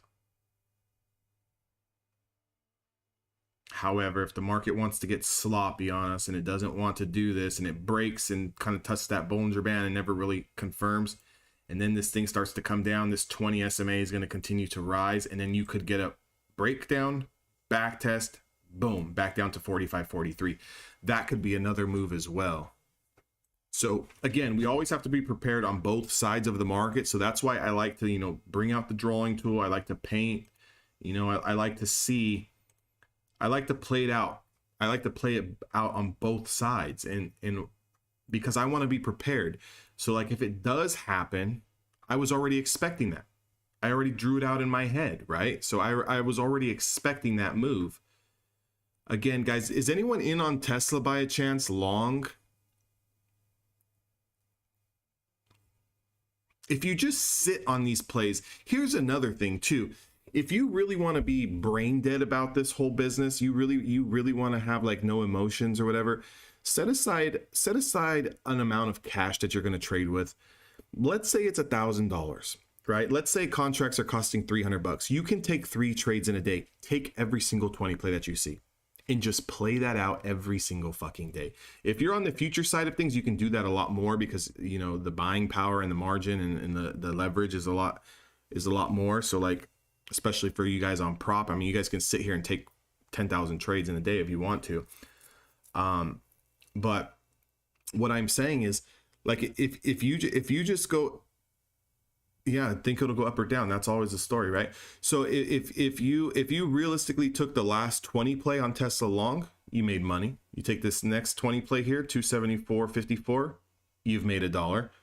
That's it. You've only gotten 2 plays since 7:20 in the morning. It's been 2 hours. You've only gotten 2 setups, both of them paid. That's it. You're done. There's that move to 52s like we talked about, guys. Remember, it was going to bust through the 50. It was going to bust through the 50s, go to the 52s. Did anyone take that move? 3 points. That might be a good take profit for the first initial move. just due to the fact that we're going to hit the Bollinger Band. We could potentially come back into the 450s to back test it and then go. Did anyone take the break through the 50s? You got 3 points now if you did, 4 points if you did, 4.5. Squeeze 5, you bastard. There's your 5. Did anyone take that, guys? Did anyone take that play? Did anyone take that play? Look at this son of a bitch. Did anyone take that play? Boom. That was it. That was it. NQ probably did the same thing. So look at the NQ. Did the same thing. It's attempting to do the same thing now, sitting on that Bollinger Band.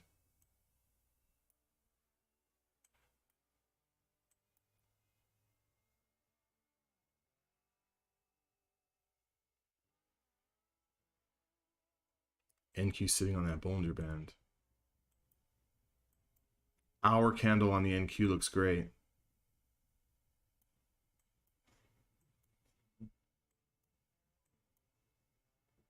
It's trying to actively confirm the previous hour candle. A nice run up here would be nice. 30, 40 points, boom, put in a high. Give us a nice full bar, you know? Really get some buyers loaded up in this thing.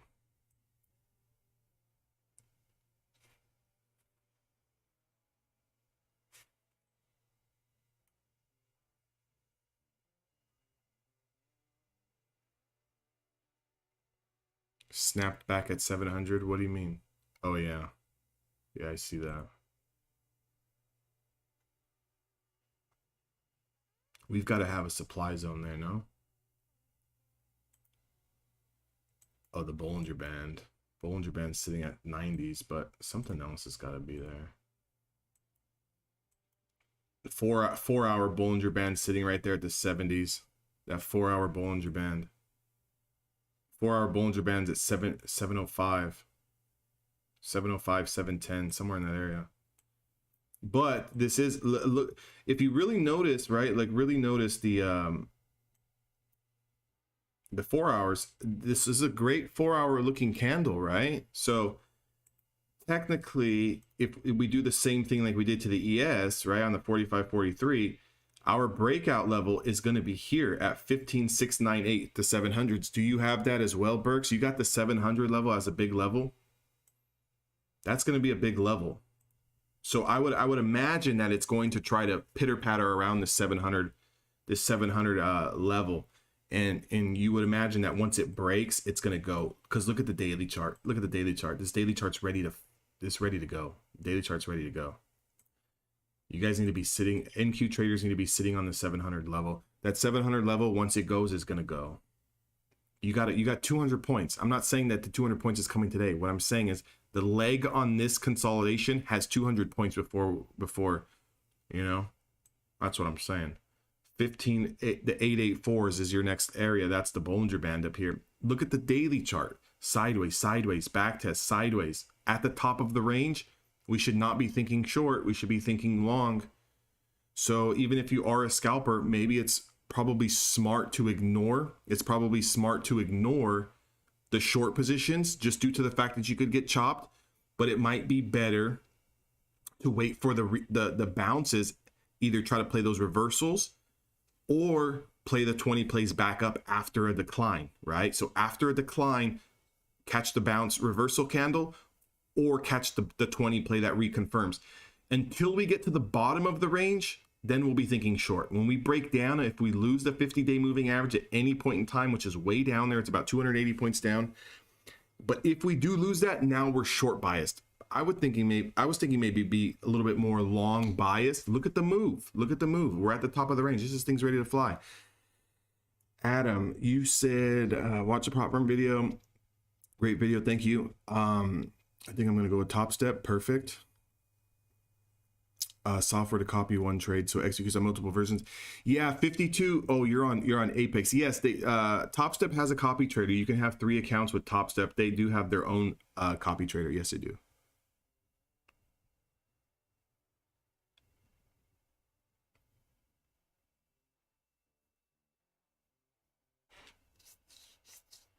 And I think it's just actually set up through, what is it called? Let me check it out for you right now.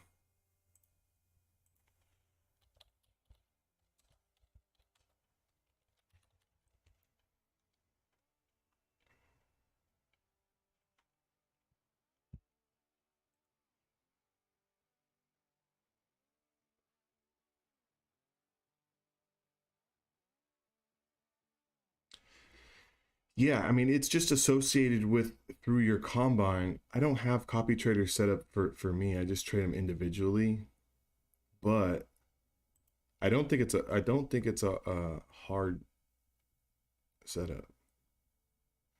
And I know TraderVate offers it, so I don't know what brokerage you're going to be on, but TraderVate's got one, Rhythmic's got one. Who else has one? Quantower. I know there's someone in our room that uses Quantower. We're gonna have to ask them. But I mean, yes, the simple answer is, can you copy trade? Yes. If you can't really figure out how to get it set up on your own, just hit up the customer service, bro. I'm so bad at like that kind of tech shit.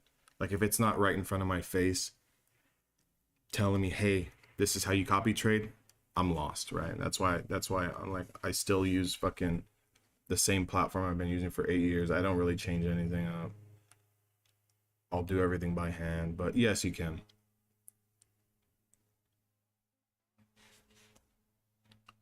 I'm sure one of the guys in my room knows how to do it.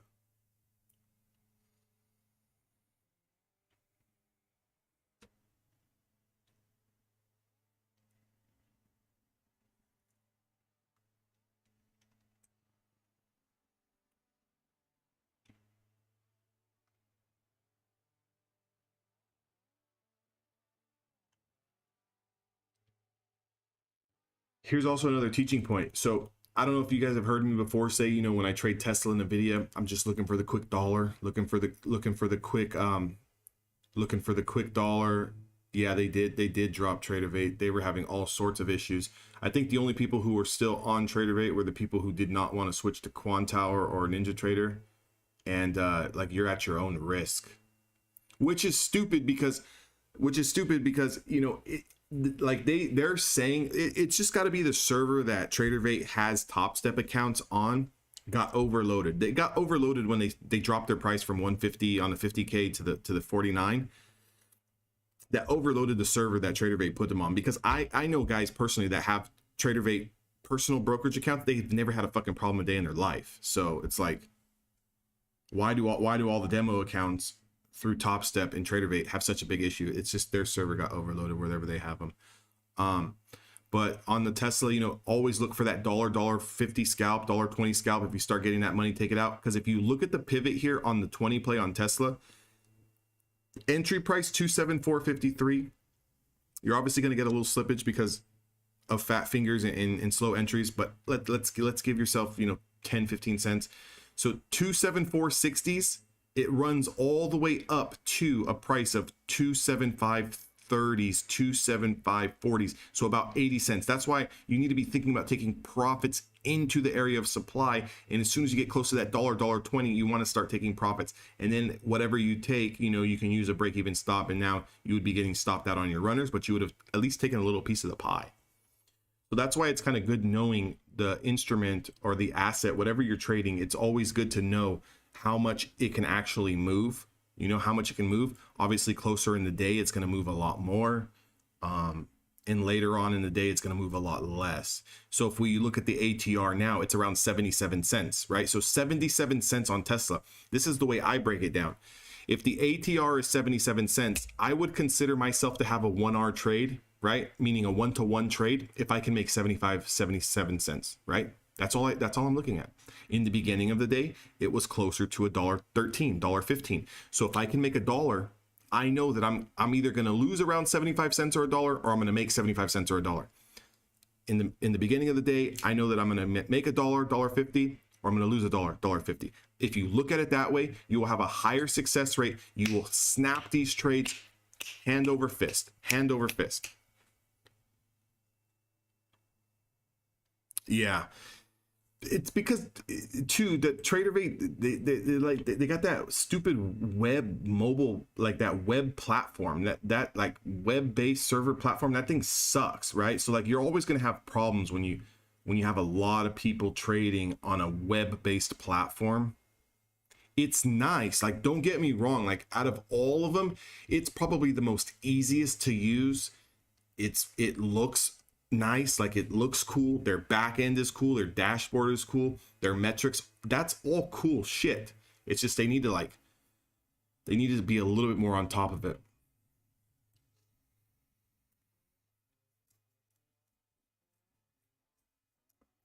Because some of the other futures brokers are a little bit complex. They're like hard to set up, they're hard to navigate, you know. It's got a lot of crap going on with a lot of boxes everywhere. TraderVate's very easy. It's just one big screen pops up and you can kind of like do what you want with it.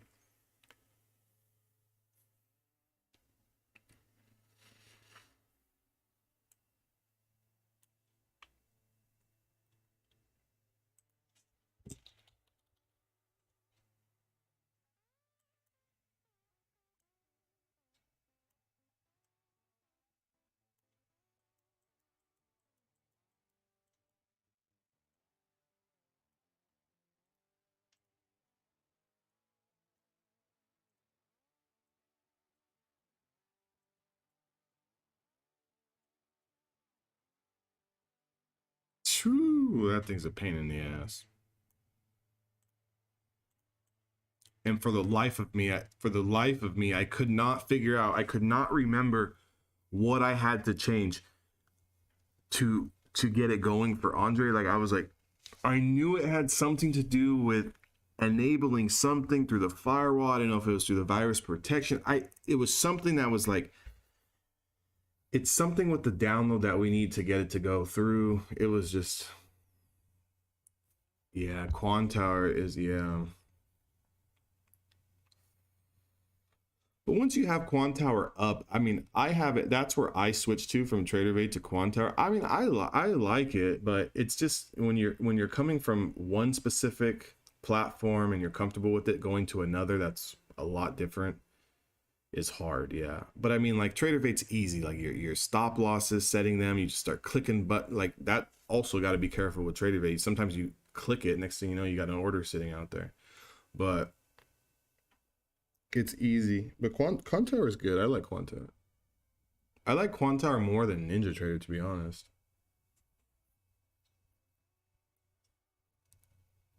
Ninja Trader is like old school, like real old school. Yeah, we had to allow an exception. Like it was like we had to allow the exception, open up the firewall or some shit like that. Allow the exception for Ninja Trader to pass through, something weird like that.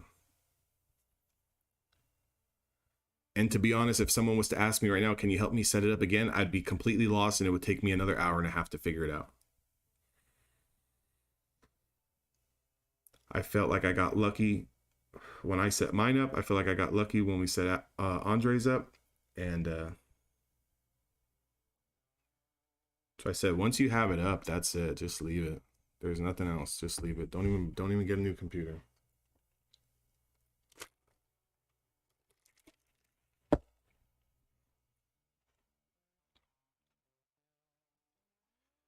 For the life of me, I was like, why would it be so hard to do this? Like, why so many steps? Why do I have to do all of this nonsense?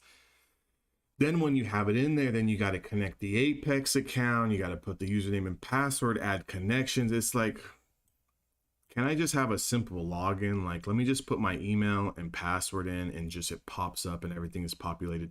Guys, we're losing the previous hour low here on NVIDIA. It's getting hung up on the 50 EMA, but this has room back down to 53s. Has room down to back to 53s.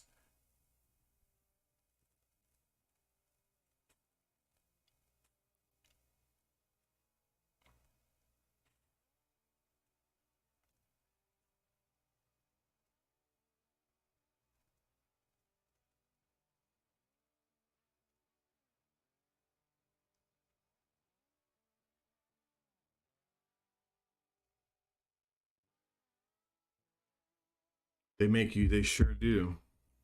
They sure do.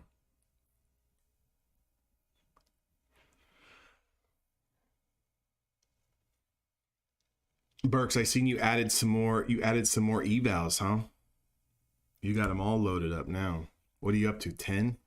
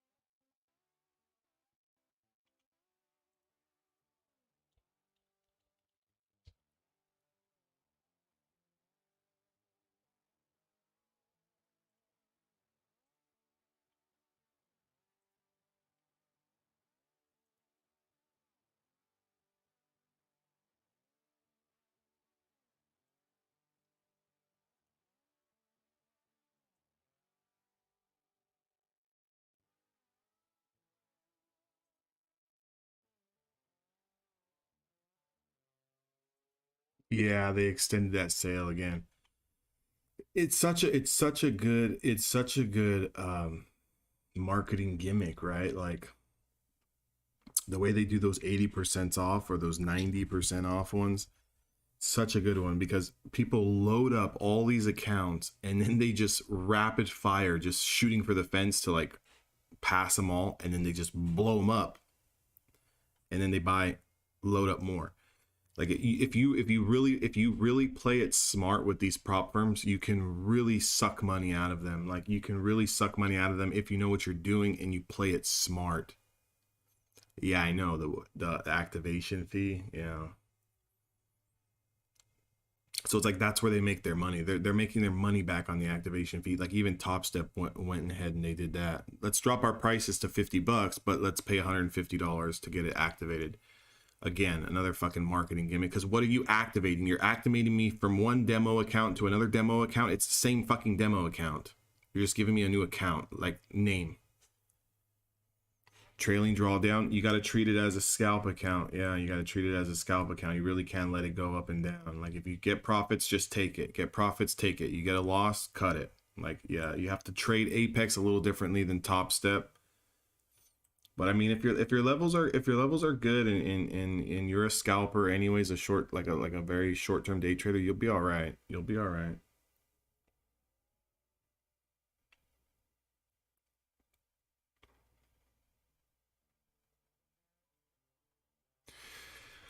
Burks, do you have a plan? Do you have a plan for as to how you're gonna do your payouts with Apex? Because I've done this in the past. I've done this in the past, right? Because if you take out, you can take out a certain amount, right? A certain amount or whatever, blah blah blah. But then you get set all the way back to where now you don't have like no cushion. So like if you take a couple losses, you might be done on that account. So like now they've lowered it to $500 minimum withdrawal, right? So $500 minimum withdrawal. Um, but I was talking to someone that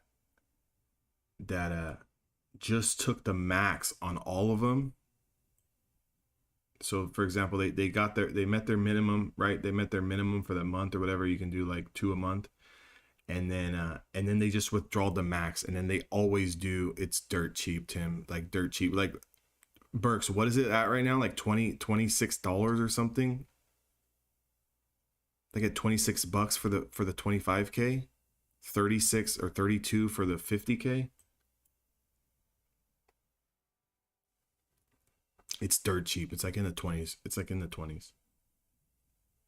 There goes that Nvidia, guys. Room to 453.80s.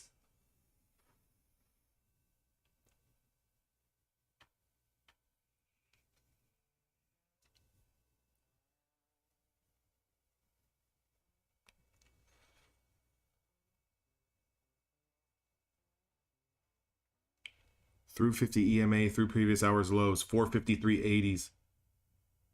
453.80s.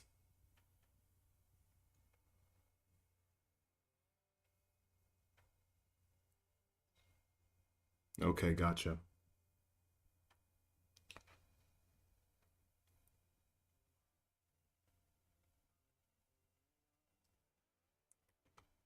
$453.80s, $453.80s.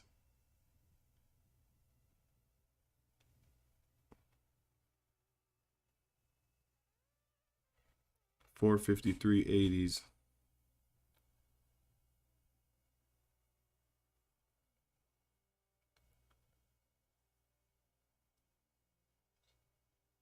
Or someone can get out now. Don't be scared to take your money.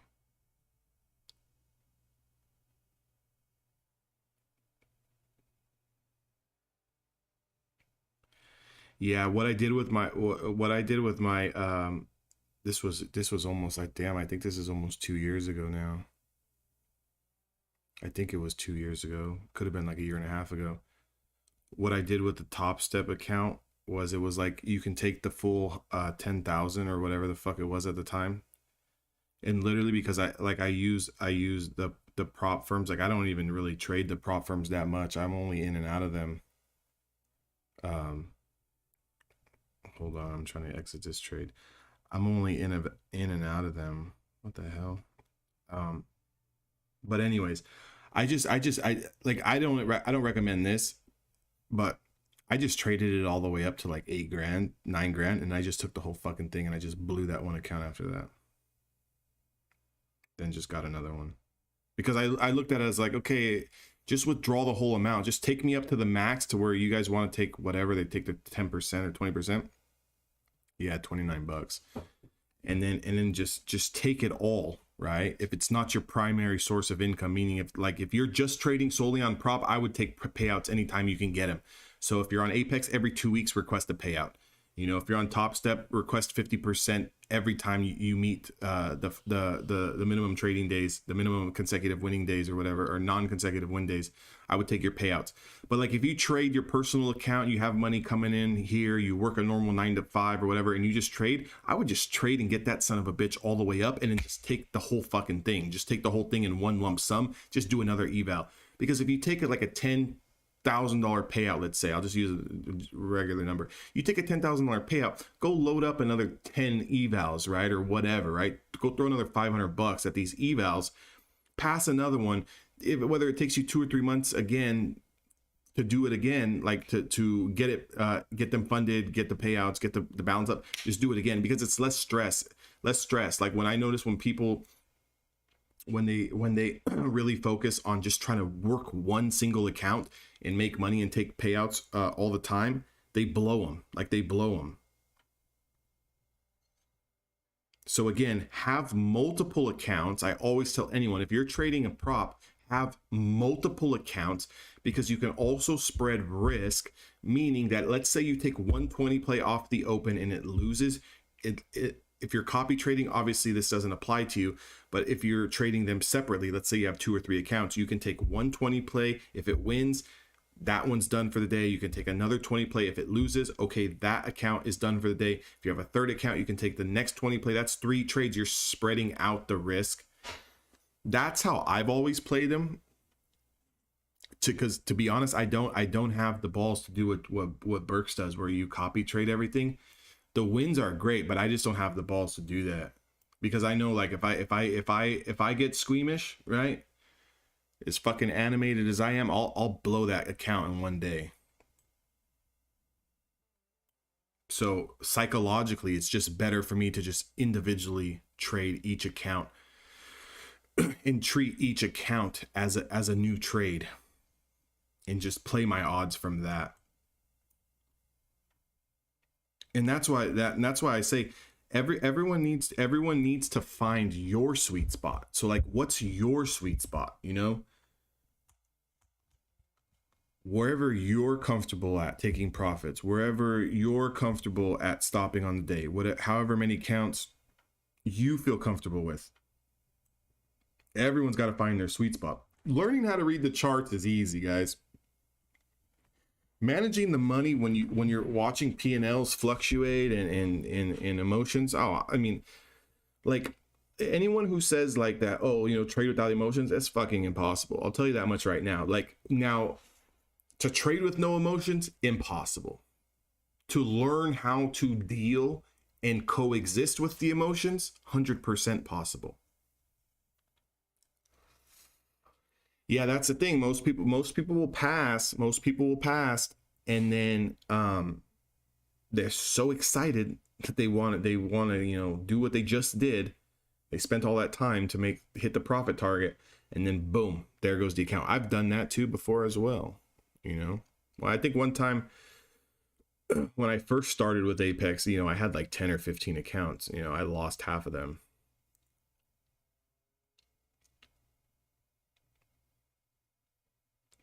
But again, I would always recommend start with like 2-3 accounts, get them funded. Or if you go with Apex, I mean, you can realistically load up like 5 at a time for like $100 or $125.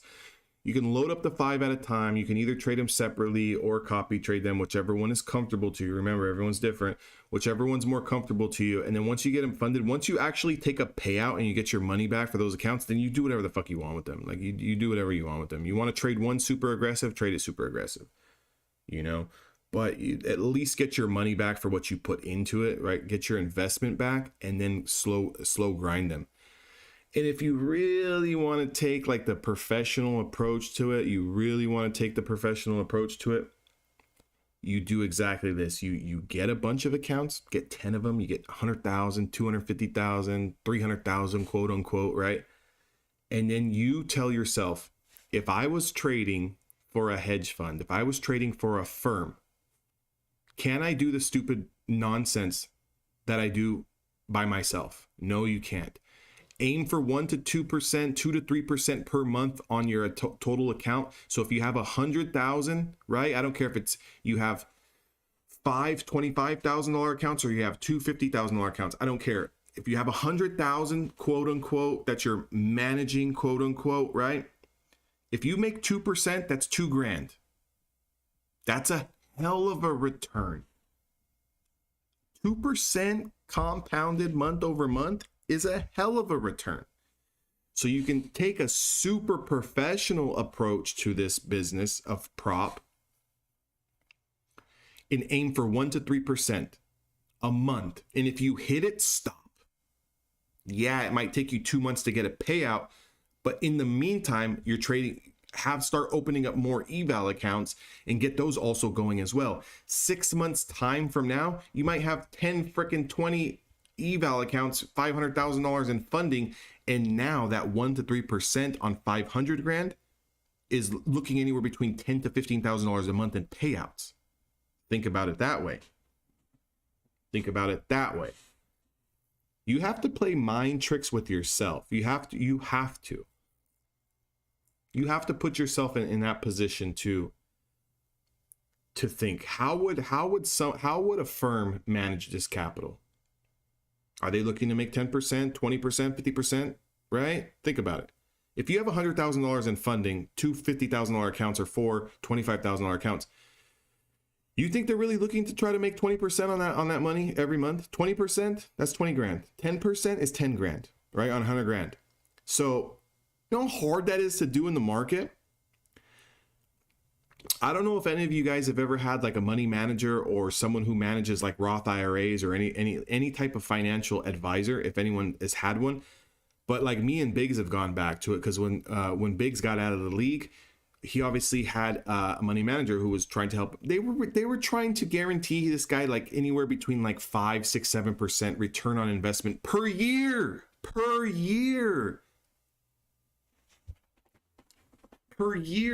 So if you think about it, you go to Merrill Lynch, you go to anywhere, you go to anyone, JP Morgan, you go to any one of these big box banks that guarantees that they will manage your money in the markets. They're gonna put anywhere between like a 3 to 7% return on your money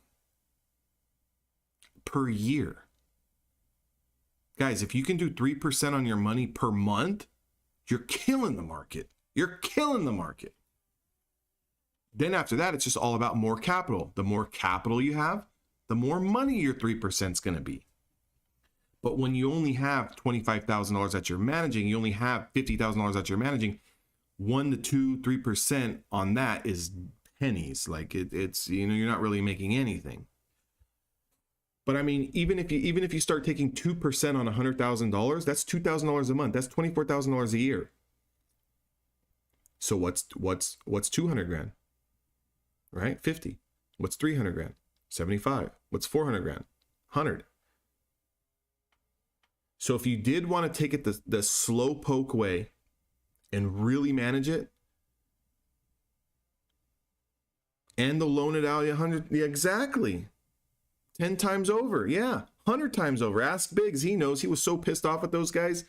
He says, you know what? I could return it better. And I told him straight up, Again, I got nothing against, you know, the safe money. I got nothing against the slowpoke money. I got nothing against it. You know, if that's for you, that's for you. We're all at different stages of our games.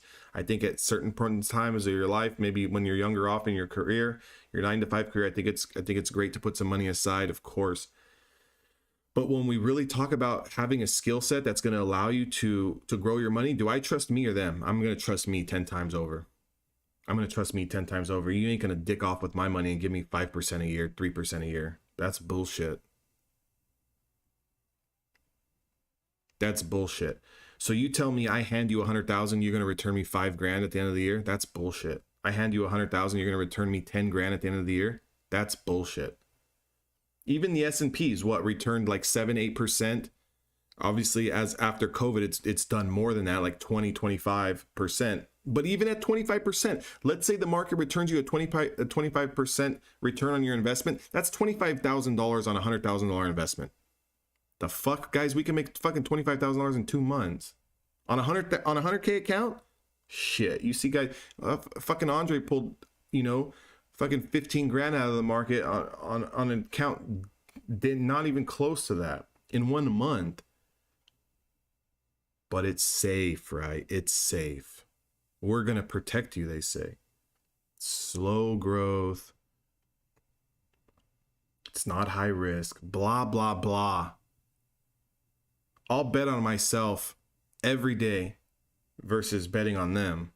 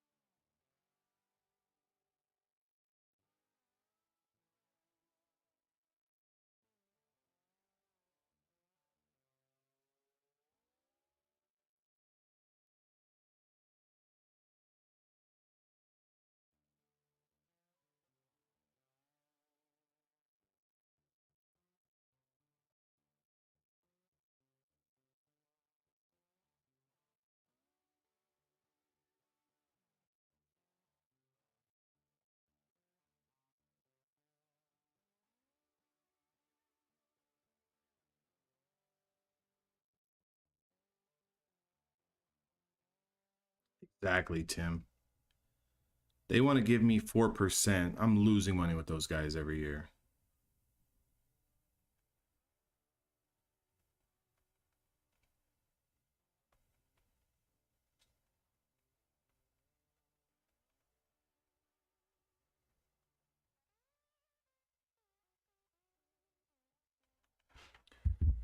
$4% on my money.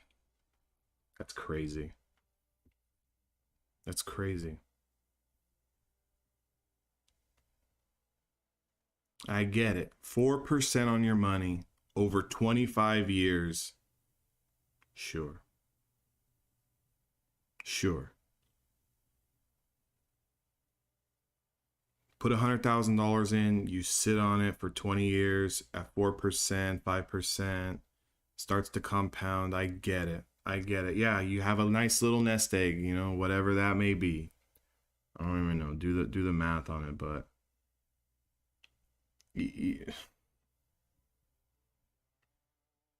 then again, you got $100,000 tied up for 25 years. I think that's perfect for someone who's 18 years old, they're fresh out of high school, someone who's 21 years old, fresh out of college, 23 years old, fresh out of college. You got a job, you start putting money in month over month over month over month over month.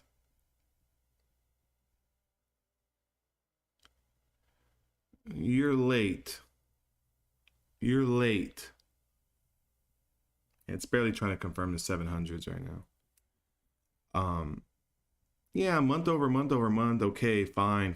You're putting money in, putting money in, putting money in. But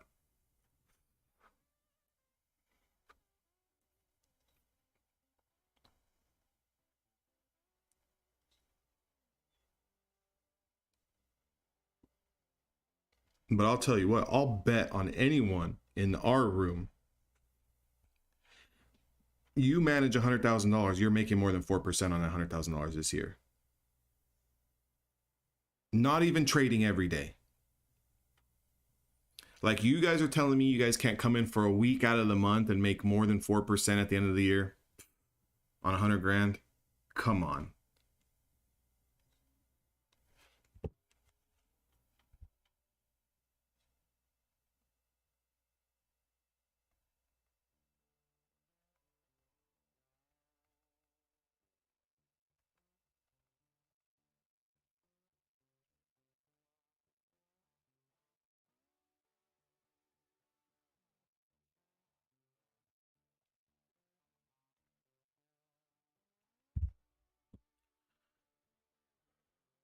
What are we thinking on the 700 level, Burks?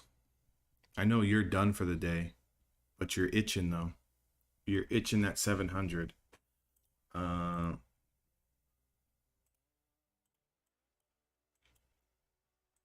You're itching that 700. I can see it in your face.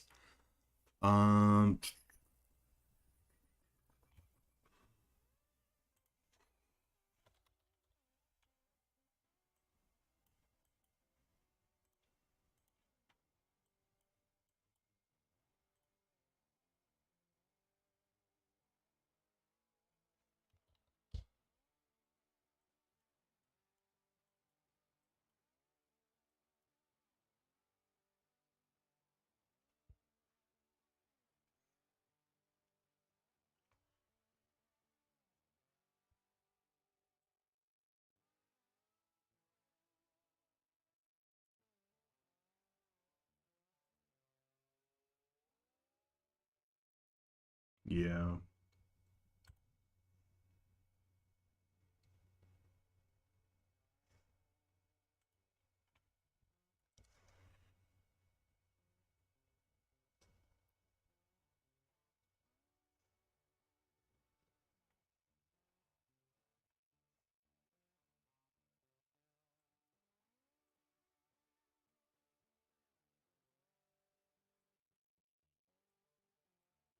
Or maybe a little back test here. So we hit the 700, right?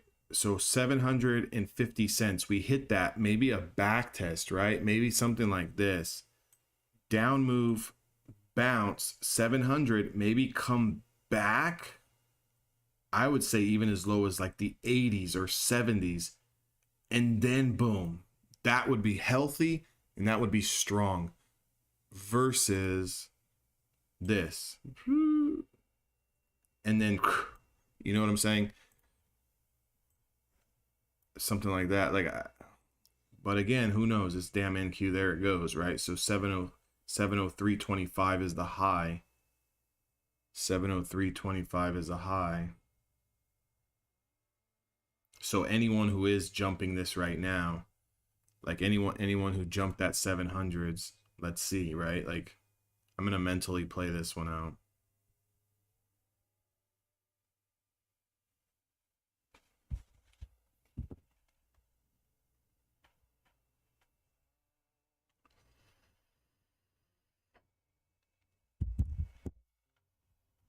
Is there anyone here from YouTube who's not in evolution? Anyone who's here lurking around? What'd you guys do today? You guys make any money?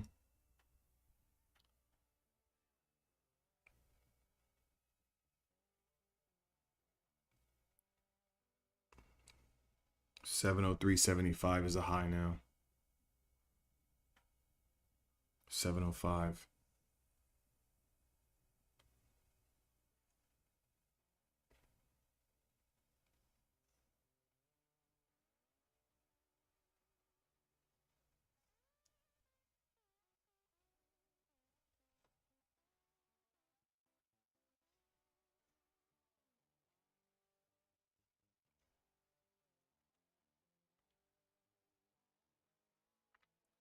The last 20 play on NQ. Look at that. Look at that.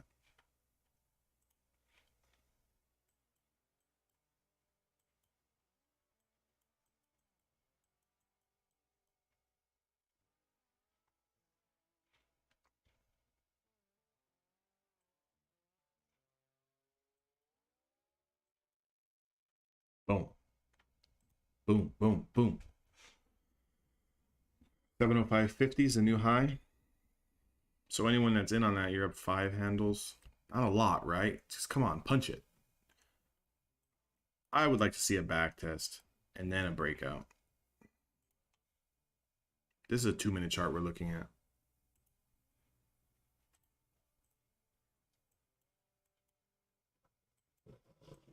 Anyone take the 20 play? All this during lunch hour too, I know, yeah.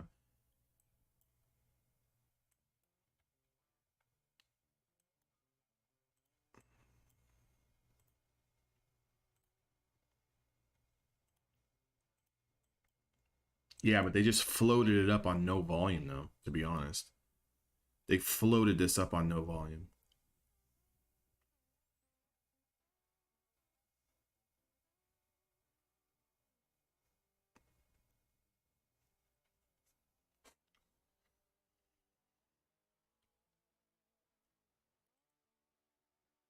Maybe. The last 20 play was nice. 940 setup, 945 confirmation.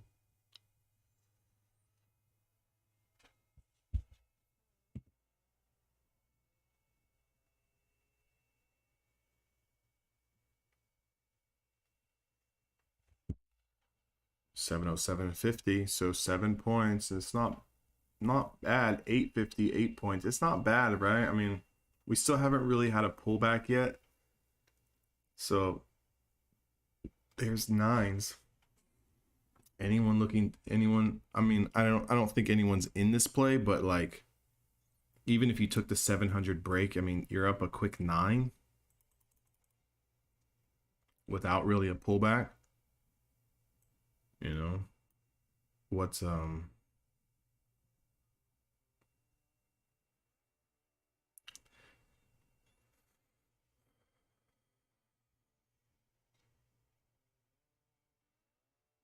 925, so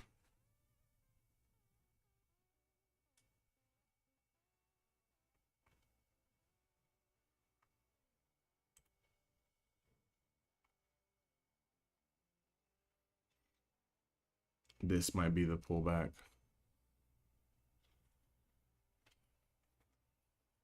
Yeah. Was it 20 points? That's insane, huh? For the ES.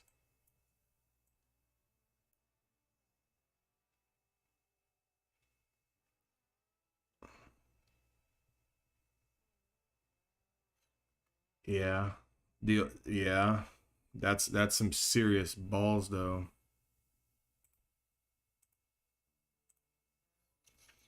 Because the entry was here. You had the run up and then it came back to the 20. So like it pretty much puts you right at break even. And the thing is, I see traders where they'll get out here and then it goes up another 10 points. So like if this is leg 1, this would be leg 2. So you always want to take profits on your leg 1. But like this reversal here for 10 points was fantastic. Like this move was money. That pullback right back into the 20. Boom. That was beautiful. But I mean, again, if we just talk like, so here's where you guys can really start to like notice things. If you're truly going to play the 20 plays, then you should have been in, right? You should have been in. So if you realistically set a 1 bar stop, never came close to your 1 bar stop. If you were going to use the 20 SMA as a stop, never stopped you out. So now when you look back in hindsight, it's like, I should have been long on this move. Why wasn't I long on this move, right? So if you like, that's why when you just trust the edge and you go from a pure technical standpoint, that's what makes it easy to get into these trades. Because you backtest them enough, you watch them go enough times to realize that if I do actually start playing these and I do actually let them stop me out or run to my take profit, I'm going to make money more than I'm going to lose. It goes for anyone out there. Go back, test the 20 play for the last year, 2 years, 3 years, 4 years. I mean, I've been playing this since before 2020, like before COVID, like.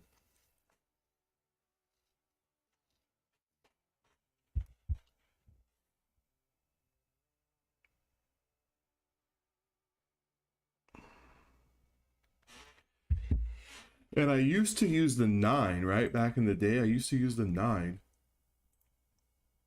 So if we look at the 9, we had a setup on the ES actually at 845, right?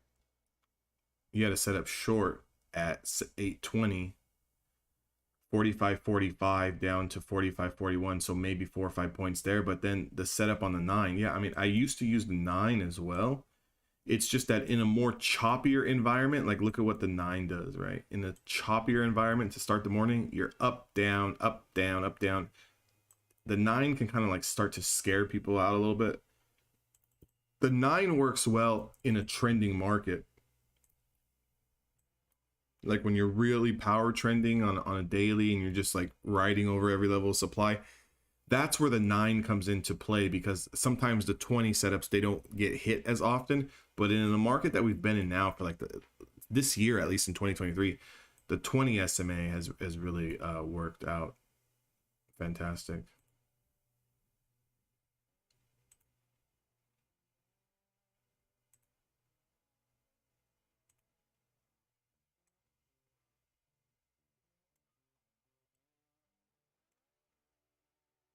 You know what would also, if you were just looking at the 9, at the 20 and the 200, this bounce at 7:20 in the morning would have really solidified, it would have really validated this 7:30 setup on the ES.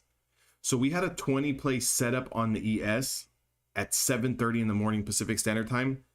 This bounce off the 200 that's rising that we held not just once today, but twice, this setup really becomes valid. Checks a lot of the boxes, because you're looking at one area of support, 2 areas of support, right? From a semi-flat 200 that's acting as support, that play really sets you up. And if you take profits anywhere on the way up on the first move and then you pull back, well, when we don't close below the 20 and you get this reversal candlestick, this was set up too. Profits there, profits there.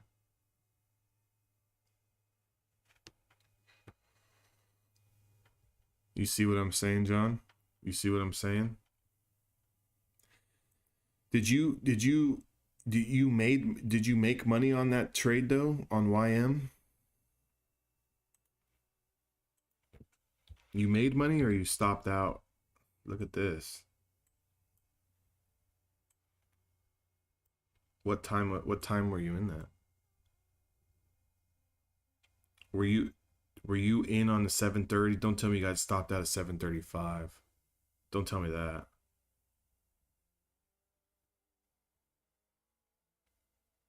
Don't tell me that.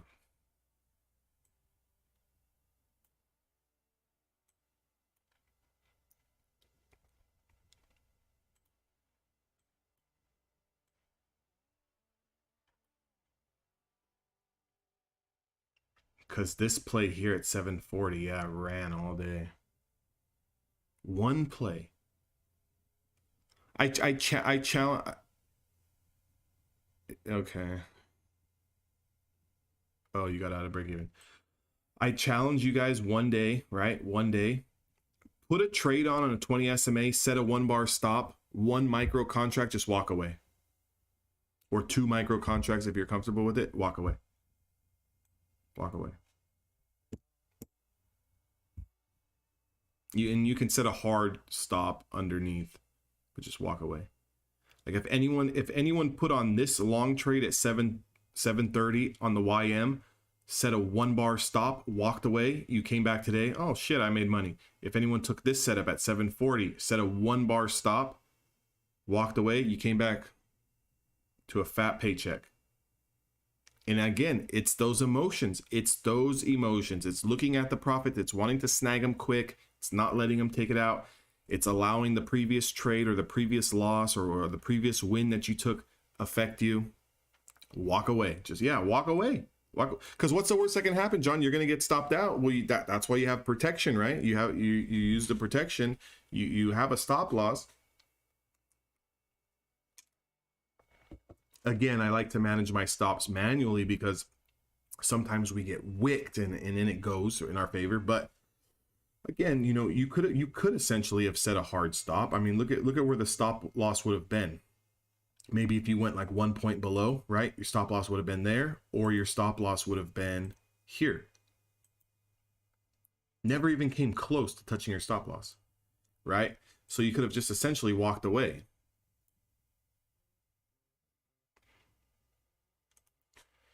Now, we did start off very choppy this morning, right? We did start off very choppy this morning, so that probably wouldn't have been the case of walking away off the first hour, because look at what happened. We went down, we came up, we went down, we came up. Algos didn't really get turned on till here, right? It's like 7 o'clock, 7:30. Algos, this is all algo trading here. There's nobody home here. This is just, they're just running the market on air right now. But like when they do this type of stuff, you really want to try to capture that.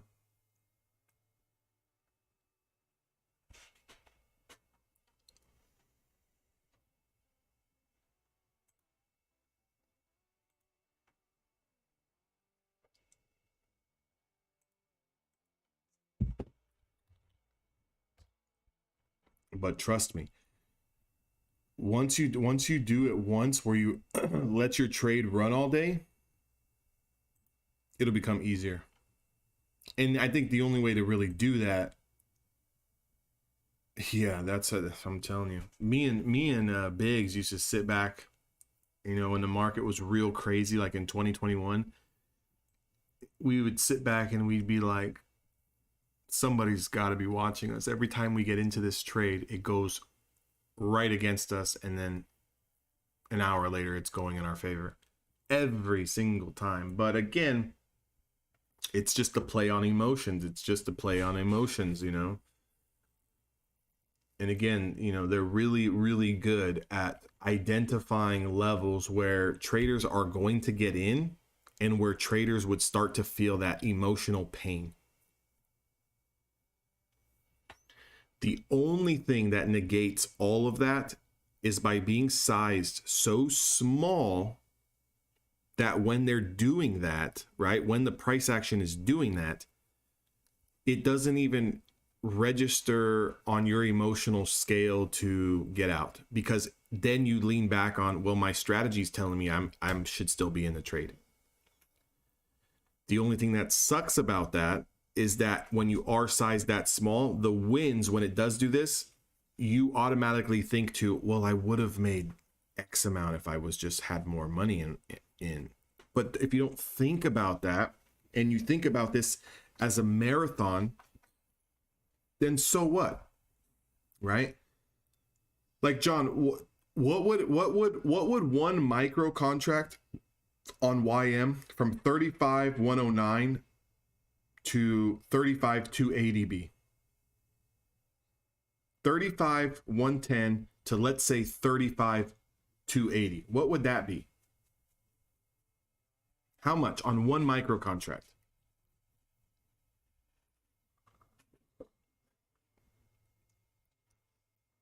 You're talking about 100 points. Let's not even call where you're talking about almost 200 points. Let's not even call it that. John, how much does 100 points on a YM micro pay? 100 points on the YM micro. One contract.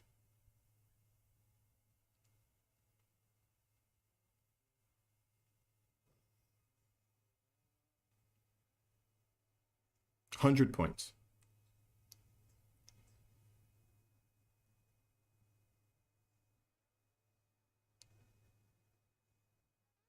$85. So $85 you would have made on one micro. So if you played 2, it's 160. You played 3, it's 200, so forth and so forth, right? $50. So 50 or 85. $50 we would have made on 100 points. $50.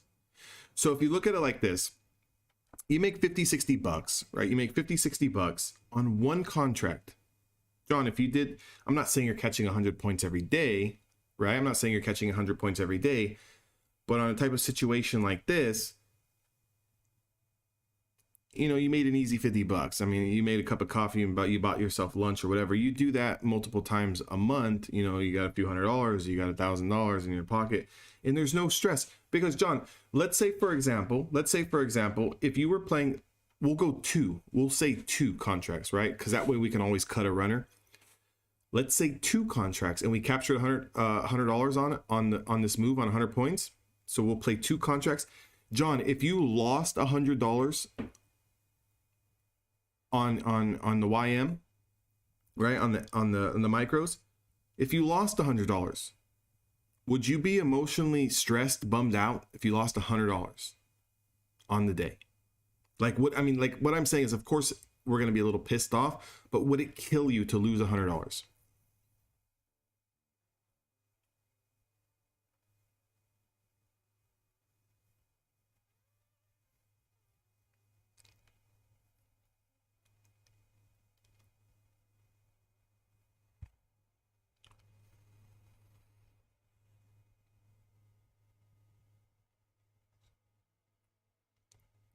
So you take 4. So even if you take 4, right? If you took 4, that's a $200 win here, right? A $200 win. Okay. So I'm going to tell you this right now. You are never, even using a 1-bar stop system, you are never going to take, I'm going to use your size, 4 contracts.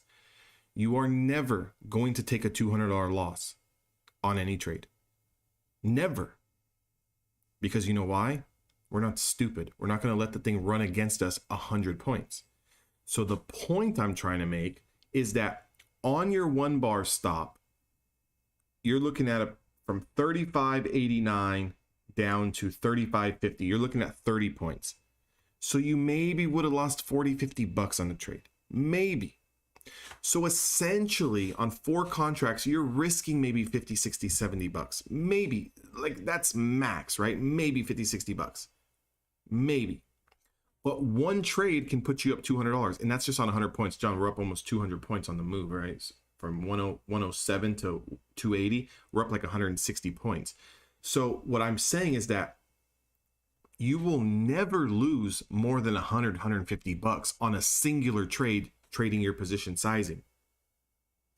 So when we run that over the course of 20 trades, you will be profitable. Would have been a $60 loss. So even at $60 loss, John, we can take 2-3 trades and we'll only be down $150. But when the trade goes in our favor, we can just let it run. Like, we don't have to snatch profits at $60 because we know our losing trades, we're only going to lose $60. So make 60, lose 60, it's a 1-to-1.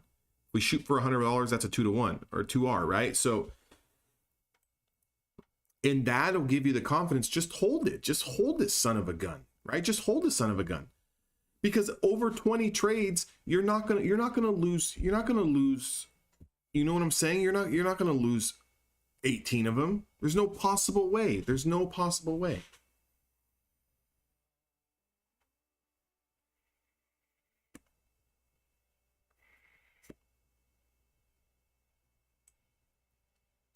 So I would legitimately say this. I would aim for anywhere between $50 and $80 a trade profit. $50 to $80 a trade. Look for the next setup, because guess what? That next setup, you're only going to lose 50 to 60 bucks. So we only need 2 winning trades to actually be in the green, right? So 2 winning trades is all we need. 1 loss only wipes out 1 trade. So if we're like at a 1-to-1, 1 loss wipes out 1 trade. We go on a string where we win 2 or 3 trades in a row. Guess what? We're still green on 1 loss. Play it like that. You're going to be golden. You're going to be golden. 30 days from now, you might be playing 5 contracts. 60 days, you might be playing 6 contracts. Let's just build up that initial cushion. But the math is right there in our faces. The math is there. We are only probably risking anywhere between $40 and $60, $40 and $70 max per trade. And if we aim to take profits between $50, $60, $70, $80, we're at a 1-to-1, meaning if we win 6 trades, out of 10, we're going to be profitable. Even by those metrics, we're going to be profitable $200, $300, $400 out of 10 trades. And we can be taking 10 trades in the next 2 or 3 days, right? So we might be looking at $200 every 2-3 days, $200 every 2 or 3 days, $200 every 2 or 3 days. And just keep that the same. When you want to make a little bit more money, we add 1 contract to that. When that gets comfortable, we add another one. You might be up to playing 10 contracts.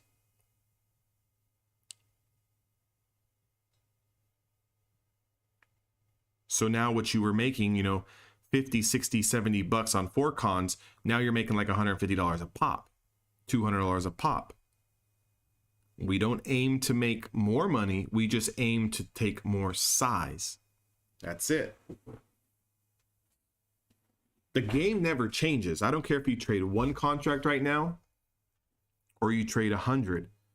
The game never changes. Just because we have a bigger account doesn't mean we're aiming for more points. No. We add more contracts. We don't add more points. The game never changes. The game stays the same. I would tell someone the same thing if they had a smaller account and they said, well, I can only play 1 contract based on my risk and my account size. That's fine. That's fine. So we can play 1 contract. So we're aiming for, you're realistically aiming for on a micro, anywhere between $10 to $20, 10 to 15 bucks, 15 bucks a win. Loss is going to be 15 bucks. We're aiming for that. And we're just going to slowly build that. We get 10 wins. We added $150 to our bottom line. We win another 10. We added another 3. We added $300. Now we can go up to 2. We add another 500. We go up to 3, so forth and so forth. The game never changes. We come in, we do the same thing each and every single day. Once you figure that out, not just you, but like us as traders, once we figure that out, the game is over. That's it. It's over. We won the game. The game is over. Now we just do the same thing each and every single day.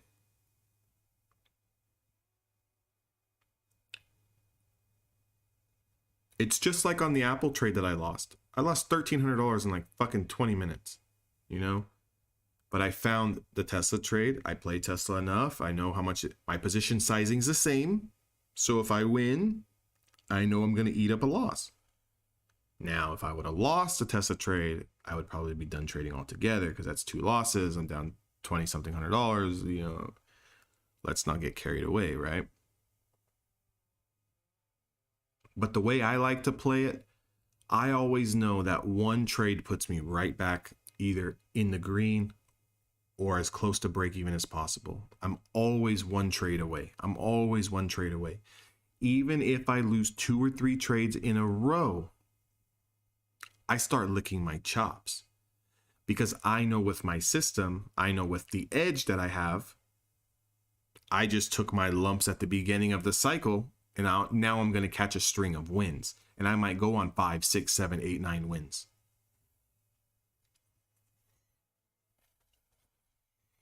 I'd rather take my string of losses early in my cycle than every other trade, every 2 trades.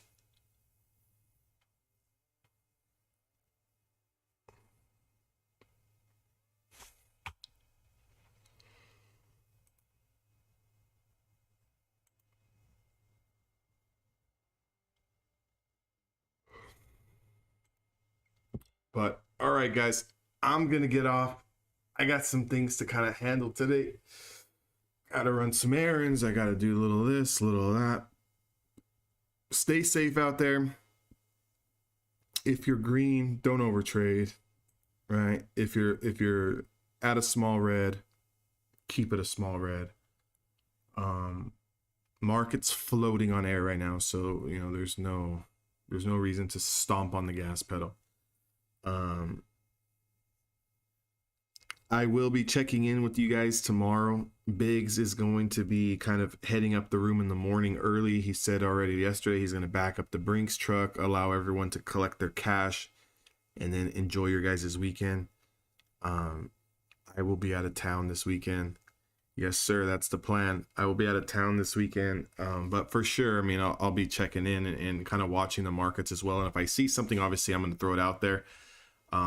You know, it's only a click away from the phone, but I won't be on the live stream. Maybe, yeah. I won't be on the live stream at all, but I will be on Discord. So, to those of you guys who have floated in here off of YouTube, and you guys are just sitting in the corner, you know, listening and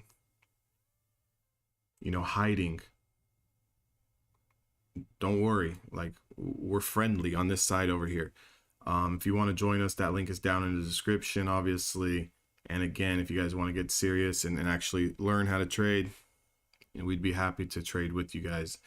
Again, the more traders that understand what the hell's going on, the better odds that we're going to make money together as a room, right? So, you know, we have futures traders, options traders. We have people right now that are swing trading common shares. So it is what it is. At the end of the day, it's all about making cash. So the more guys you can relate to and make cash with, the better, right? The better. It's one big team. It's not me versus you. It's not you versus the next guy. We're all in this to take a little piece of the pie, get a little scratch. So I'll see all of you guys on the inside. Again, good luck to everyone that is still looking for a trade, and congratulations to everyone who has made some money today. See you guys all later.